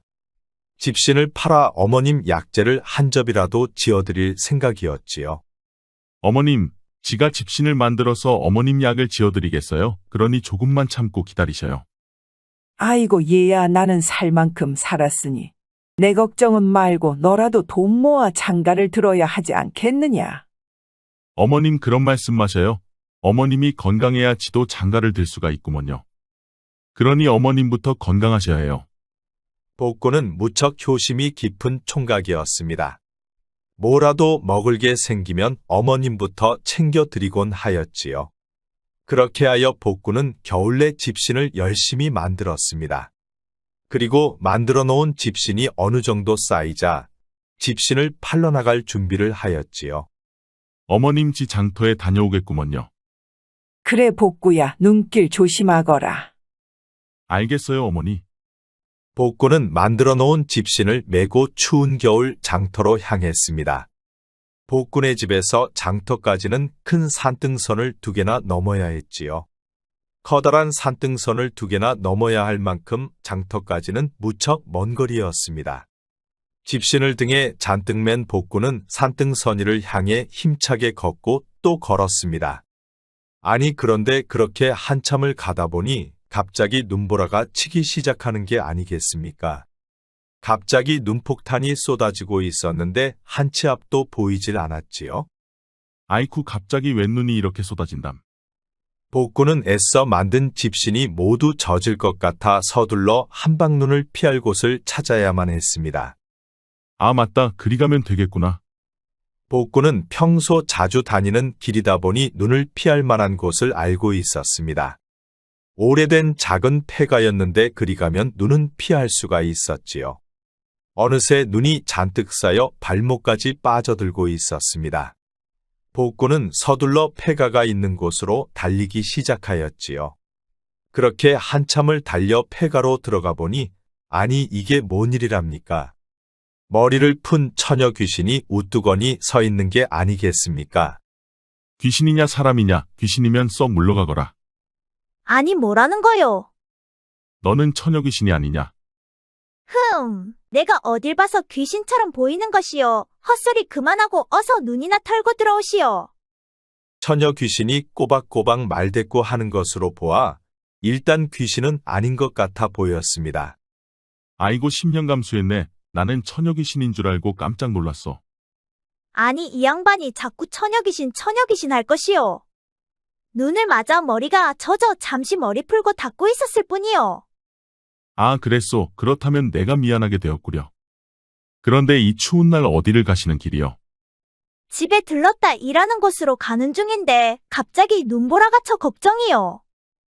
오늘중으로 꼭 들어가 봐야 하는데. 그래 일하는 곳이 어디요? 왜 내게 관심 있어? 궁금한 게 뭐 이리 많은 것이요? 아, 뭐 궁금하기보단 이 엄동설안의 처자가 갈 길이 걱정되어 물어본 것이요. 그러니까 맞네. 내 걱정을 하는 것을 보니 나를 좋아하는 게 틀림이 없구만. 아니 떡 줄 사람은 생각지도 않는데 어찌 김치국부터 마시는 것이요.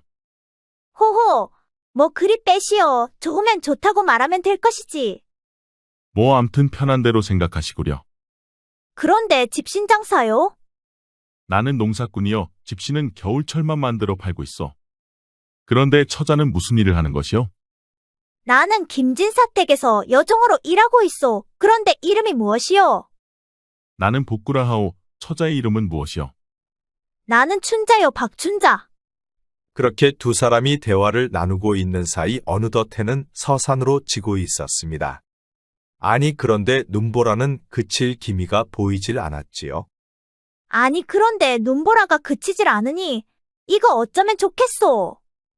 오늘 안으로 들어가겠다고 마님하고 약속을 했는데 이렇게 눈이 많이 오니 갈 수도 없잖요. 큰일 난 것은 나도 마찬가지요. 이 집신을 장에 내다 팔아야 하는데 눈보라 때문에 갈 수도 없으니 정말 난감하구려. 그런데 아침 일찍 집에서 나온 두 사람은 오도가도 못하다 보니 쫄쫄 굶고 있었습니다. 그러다 보니 배도 점점 고파오고 있었지요. 이렇게 만난 것도 인연인데 이거라도 좀 드시오. 춘자는 보따리 속에서 주먹밥을 꺼내 주었습니다. 그런데 주먹밥은 딱 한 개밖에 없는 것 같았지요. 나는 괜찮으니 처자나 드시오. 사양 말고 어서 받아 드시오. 아니 하나밖에 없는 것을 어찌 내가 먹을 수 있단 말이요. 그럼 반반씩 나눠 먹읍시다. 그리하여 춘자는 주먹밥을 반으로 쪼개어 복구에게 주었습니다. 그러자 그제서야 복구가 주먹밥을 받아 먹었지요. 덕분에 요기가 되었소. 고맙소. 이럴 줄 알았으면 몇 개 더 만들어 올 것인데 아쉽소. 두 사람이 산속 폐가에 갇혀 있는 사이 어느새 해는 지고 어두워져 있었습니다. 그런데 눈보라는 멈출 기미가 없었지요. 그렇게 해가 지고 밤이 되니 기온이 뚝 떨어져 무척 추워지고 있었습니다. 그 바람에 둘 다 온몸의 체온이 떨어져 바들바들 떨고 있었지요. 눈보라가 몰아치는 깊은 산골 온기 하나 없는 폐가에서 두 사람은 덜덜 떨고 있었습니다. 그런데 밤이 깊어질수록 기온이 더 떨어지면서 춘자의 체온은 급격히 떨어지고 말았지요. 그러다가 결국 의식까지 잃어가고 있었습니다. 이보시오 춘자. 정신을 잃으면 안 돼요. 정신 좀 차려보시오. 아니 그런데 춘자의 몸은 얼음장처럼 차가워져 있는 게 아니겠습니까? 그리고 몸도 딱딱해지면서 의식이 전혀 돌아오질 않고 있었지요.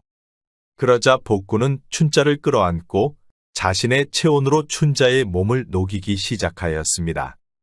그런데 자신의 몸도 체온이 떨어져 효과가 없었지요. 그러다 보니 춘자의 생명이 점점 위태로워지고 있었습니다. 사람의 생명이 왔다 갔다 하는 경우는 처음이라 복구는 무척 당황스러웠습니다. 그런데 갑자기 장에 내다 팔려고 가져온 집신 생각이 나는 것이었지요.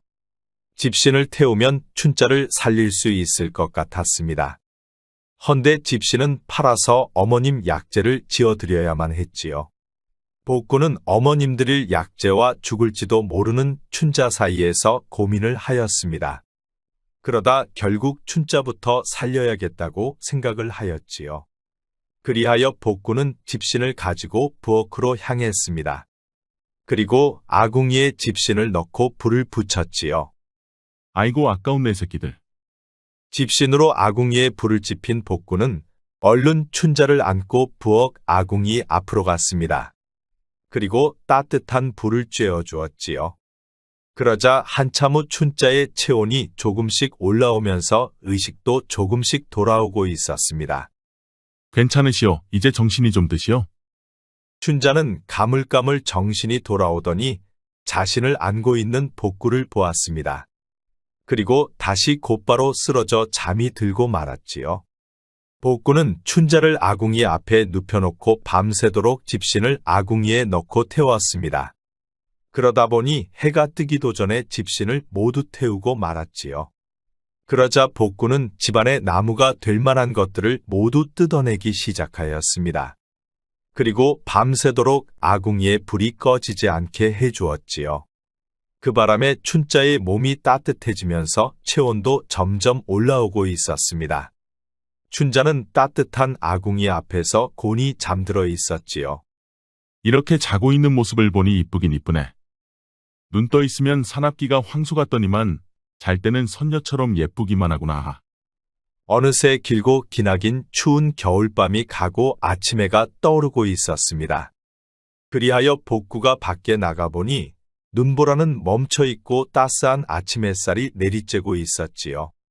그러자 복구는 눈이 멈췄을 때 얼른 산을 내려가야겠다고 생각을 하였습니다. 또다시 눈보라가 몰아치면 이제 더 이상 먹을 것도 뗄감도 없었기 때문이었지요. 이보시오 춘자처자, 어서 일어나 보시오. 춘자는 아직 눈을 뜨지 못하고 있었습니다. 그러자 복구는 하는 수 없이 춘자를 업고 산을 내려오기 시작하였지요. 밤새 눈이 많이 내려 눈은 무릎까지 차고 있었습니다.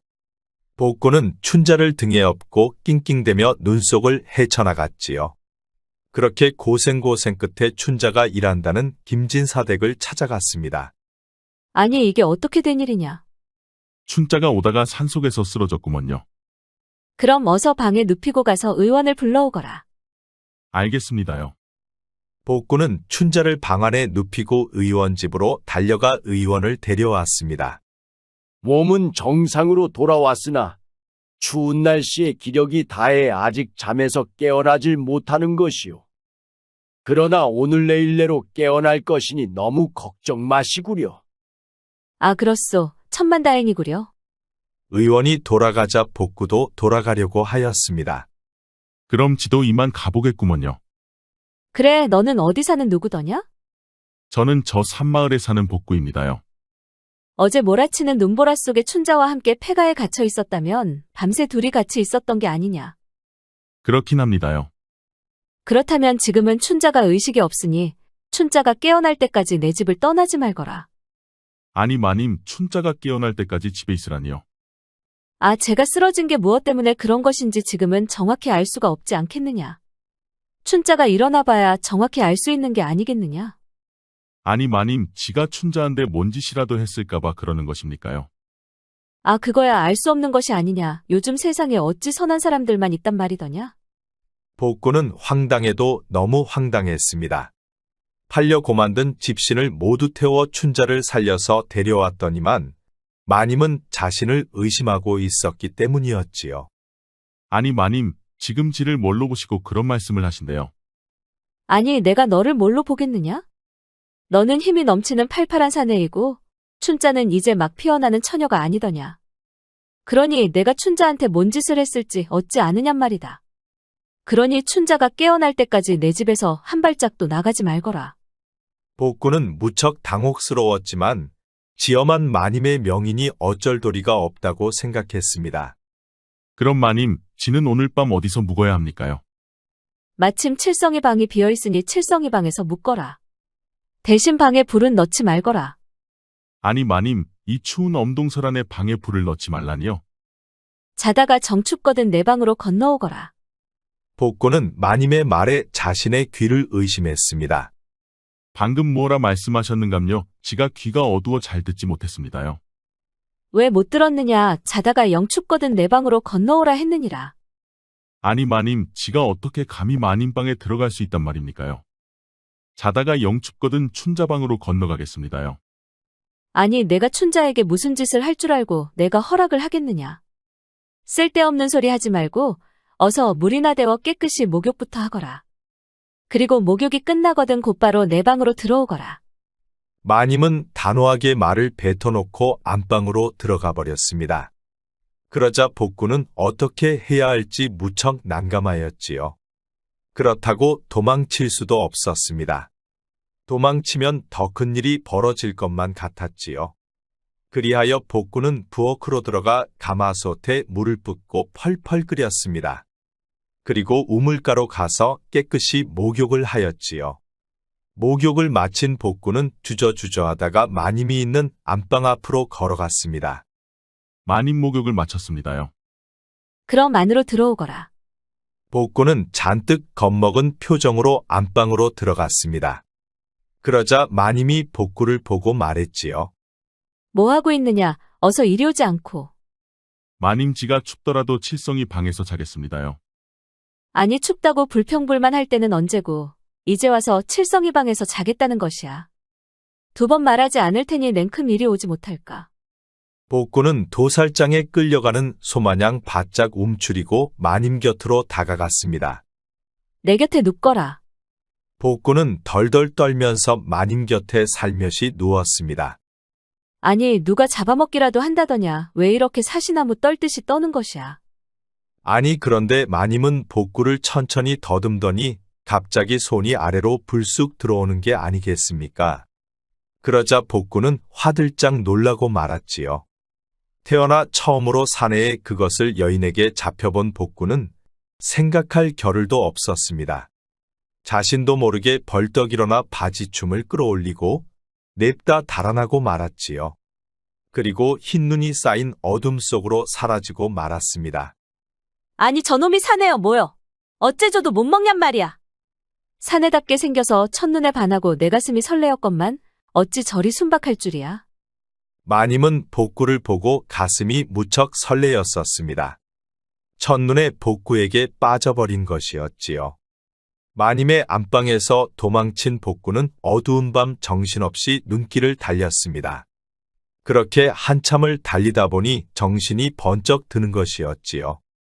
아니 내가 지금 어딜 가는 것이야. 이러다 딱 얼어 죽기 십상이구만. 정신이 번쩍 든 복구는 추운 겨울 엄동설 안에 갈 곳도 없었습니다. 자칫 잘못하면 동사할 수도 있었지요. 그러다 보니 복구는 어쩔 수 없이 다시 마님 집으로 향했습니다. 마당에 들어서 보니 마님이 있는 안방에는 불이 꺼져 있었지요. 그리하여 복구는 살며시 춘자가 있는 방으로 들어갔습니다. 춘자방은 불을 넣어놔서 방 안이 따뜻하였지요. 아이고 따뜻하구나. 일이 좋은 걸 하마터면 얼어 죽을 수도 있지 않았는가. 아니, 너 복구 아니야. 내가 왜 내 방으로 들어오는 것이야?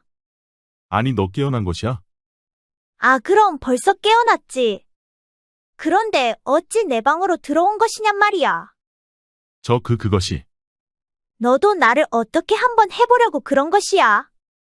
아니 무슨 소리를 하는 것이야. 내가 너를 어떻게 하다니. 야, 이 바보야. 너는 내 마음을 그렇게도 모르겠어. 아니 내가 내 마음을 모르다니 그것이 무슨 말인데. 아이고, 이 등신아. 그걸 어떻게 내가 내 입으로 말을 할 수 있느냔 말이야. 복구는 춘자가 무슨 말을 하는지 이해가 되질 않았습니다. 아니 그런데 춘자가 하도 답답했는지 갑자기 복구의 아랫도리를 손으로 꽉 쥐는 게 아니겠습니까? 그 바람에 복구는 또 깜짝 놀라고 말았지요. 아니 왜 그려? 아, 가만 있어봐. 춘자는 손에 쥔 것을 놓지를 않았습니다. 그 바람에 복구는 무척 당혹스러웠지만 그렇다고 도망칠 수도 없었지요. 아니 참말로 이것 좀 놔주면 안 될까? 아프단 말이야. 아, 가만 있어봐. 복구 이것이 마음에 들었는지 춘자는 절대 놓지를 않았습니다. 그러다 보니 복구도 점점 달아올라 사내의 본능이 살아나기 시작하였지요. 그렇게 시작된 복구의 본능은 춘자를 처녀에서 여인으로 만들고 말았습니다. 그런데 그 바람에 춘자는 또 까무러치고 말았지요. 복구 이것이 실로 보통이 아니었던 것이었습니다. 아니 그런데 이건 또 뭔 일이랍니까? 뛰쳐나간 복구 생각에 잠이 오질 않던 마님이 밖으로 나왔다가 두 사람의 그 소리를 듣고 말았습니다. 아니 저 녀석이 목욕을 시켜놨더니만 내게서 도망쳐 춘자한테 갔단 말이야? 내 이 연놈을 가만두지 않겠어.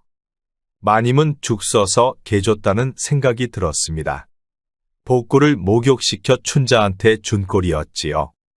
동이 떠올라 밖으로 나왔던 복구는 깜짝 놀라고 말았습니다. 마님이 팔짱 끼고 문 앞에 서 있었기 때문이었지요. 아니 마님이 아니셔요. 그래 씻겨놨더니 춘자한테 간 것이냐? 마님 그런 게 아니오라. 아니긴 무엇이 아니냐. 내 놈을 이대로 보내줄 수는 없다. 그러니 내 지시가 있을 때까지는 내 집에서 한 발짝도 나가지 말거라.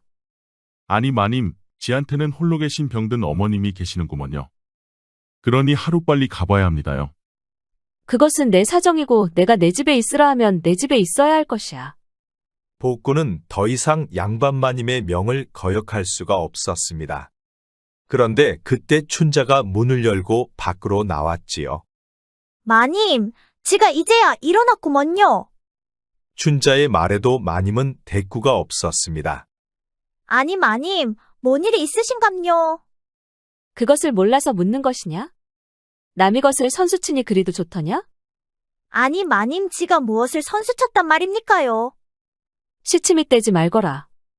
내년이 부뚜막에 먼저 올라갈 줄은 내 꿈에도 몰랐구나. 춘자는 마님이 무슨 말을 하는지 도무지 알 수가 없었습니다. 그런데 그때 같은 마을에 사는 점순댁이 홀레벌떡 마님을 찾아오는 것이었지요. 아이고 마님, 큰일 났습니다요. 아니 무엇이 큰일 났단 말이냐? 아 글쎄 진사나리께서 돌아오시다가 눈사태를 만나 눈 속에 갇혀 계십니다요. 아니 돌아오려면 아직도 멀었거늘 어째 눈 속에 갇혔다는 것이야. 아 글쎄 지가 고개를 넘어가려다가 눈사태를 만났었구먼요. 그런데 그때 맞은편에서 오시던 진사나리가 눈사태에 깔렸습니다요. 지가 어떻게든 구해보려고 했는데 눈이 깊어 가지를 못했습니다요. 그렇다면 큰일이 아니냐. 이를 어찌한단 말이냐? 지가 한번 가보겠습니다요. 그래, 내가 얼른 가보거라. 점순댁 자네가 얼른 앞장서거라. 알겠습니다요, 마님. 복구는 얼른 창고로 가서 삽을 챙겨 점순댁을 따라 나섰습니다. 점순댁을 따라 한참을 가다 보니 가파른 언덕길이 나왔지요. 저곳이여, 저곳에 진사나리가 파묻혀 있구먼. 알겠소, 내 얼른 가보겠소. 복구는 삽으로 눈길을 정신없이 만들었습니다. 그런데 눈이 엄청 쌓여 길을 내는 것도 쉽지가 않았지요. 하지만 복구는 쉬지 않고 죽어라 눈을 퍼냈습니다. 얼마나 퍼냈을까 복구의 온몸에는 땀이 줄줄 흐르고 있었지요. 아이고 복구총각, 그러다 병 나겠어.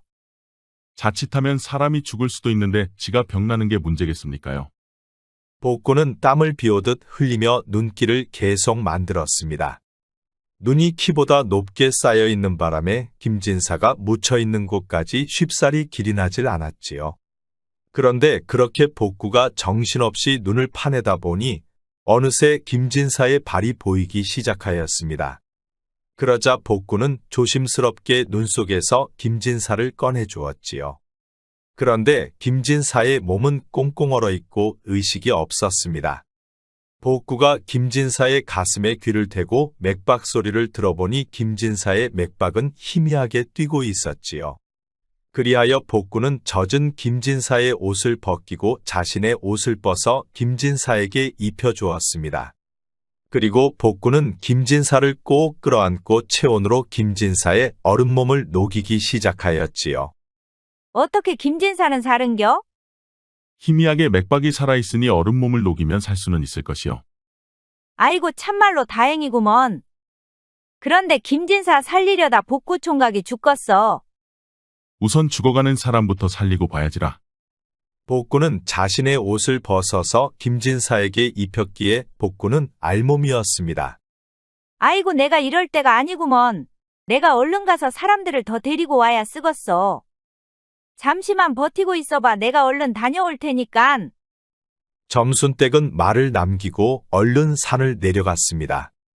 그런데 복구는 엄동설안에 시로락이 하나 걸치지 않고 있다 보니 살갗이 찢겨나가는 것처럼 무척 고통스러웠지요.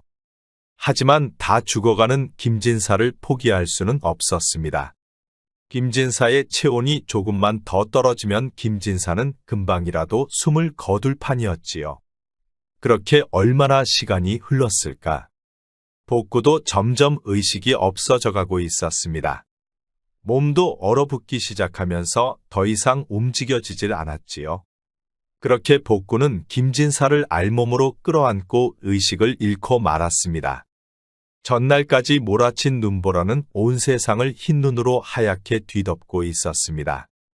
세상은 고요한 정막만이 흐르고 있고 마을 굴뚝에서는 밥 짓는 연기가 모락모락 피어오르고 있었지요.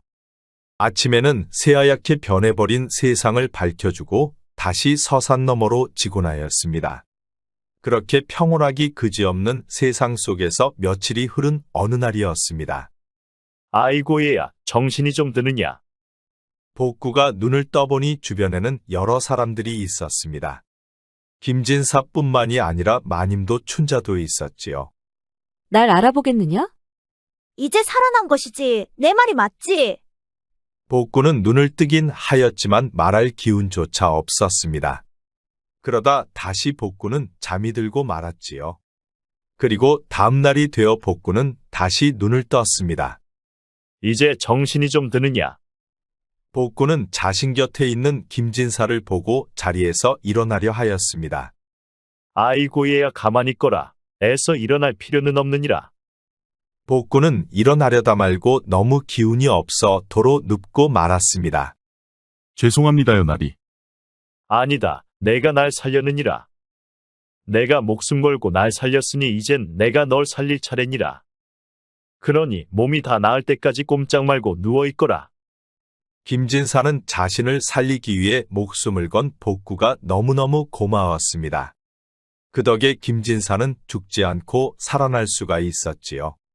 그러니 김진사에게는 복구가 생명의 은인이었습니다. 그리하여 김진사는 복구에게 의원을 붙여 치료를 하고 극진하게 간호를 한 것이었지요. 여봐라 춘자야, 복구 먹을 죽 좀 쏘오너라. 알겠습니다요, 나리. 복구는 일어나 앉아 춘자가 가져온 죽을 다 먹었습니다. 그래서인지 기운도 점점 올라왔지요. 이제야 좀 사람 같네. 아무튼 네가 큰일을 한겨.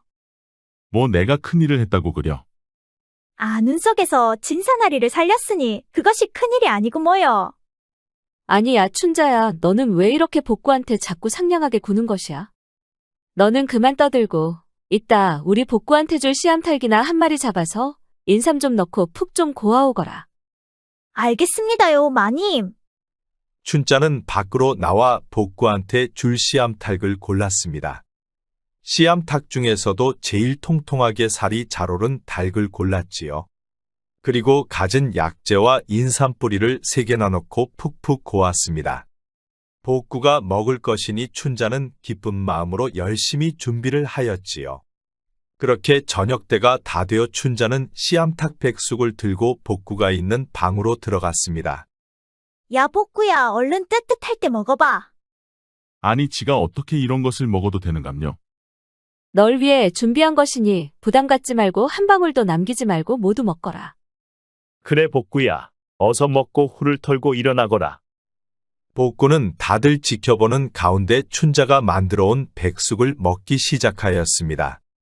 그런데 그렇게 맛있을 수가 없었지요. 그러다 보니 복구는 마지막 국물까지 모두 비우고 말았습니다. 야, 춘자야, 내 음식 솜씨가 보통이 아니구나. 이렇게 맛있는 것은 내 머리털 나고 처음이다. 참으로 고맙다, 춘자야. 이자 내 진가를 알겠냐? 그러니 얼른 일어나서 건강하기만 하면 되는구먼. 아니야, 복구야. 이게 어디 춘자한테 고마워할 일이냐. 고마워하려면 나한테 해야지. 내가 춘자한테 시켜서 닭백숙을 만든 것이니 내가 먹은 것은 내 씨암탉이니라. 아이고, 마님 참말로 고맙습니다요. 그래 복구야, 이제 너도 기운을 차렸으니 내가 원하는 것이 있으면 어서 말해보거라. 아니, 진사나리, 지가 원하는 것이라니요. 내가 내 목숨을 구했으니 내가 원하는 것은 모두 들어주마. 그러니 필요한 게 있으면 어서 말해보거라.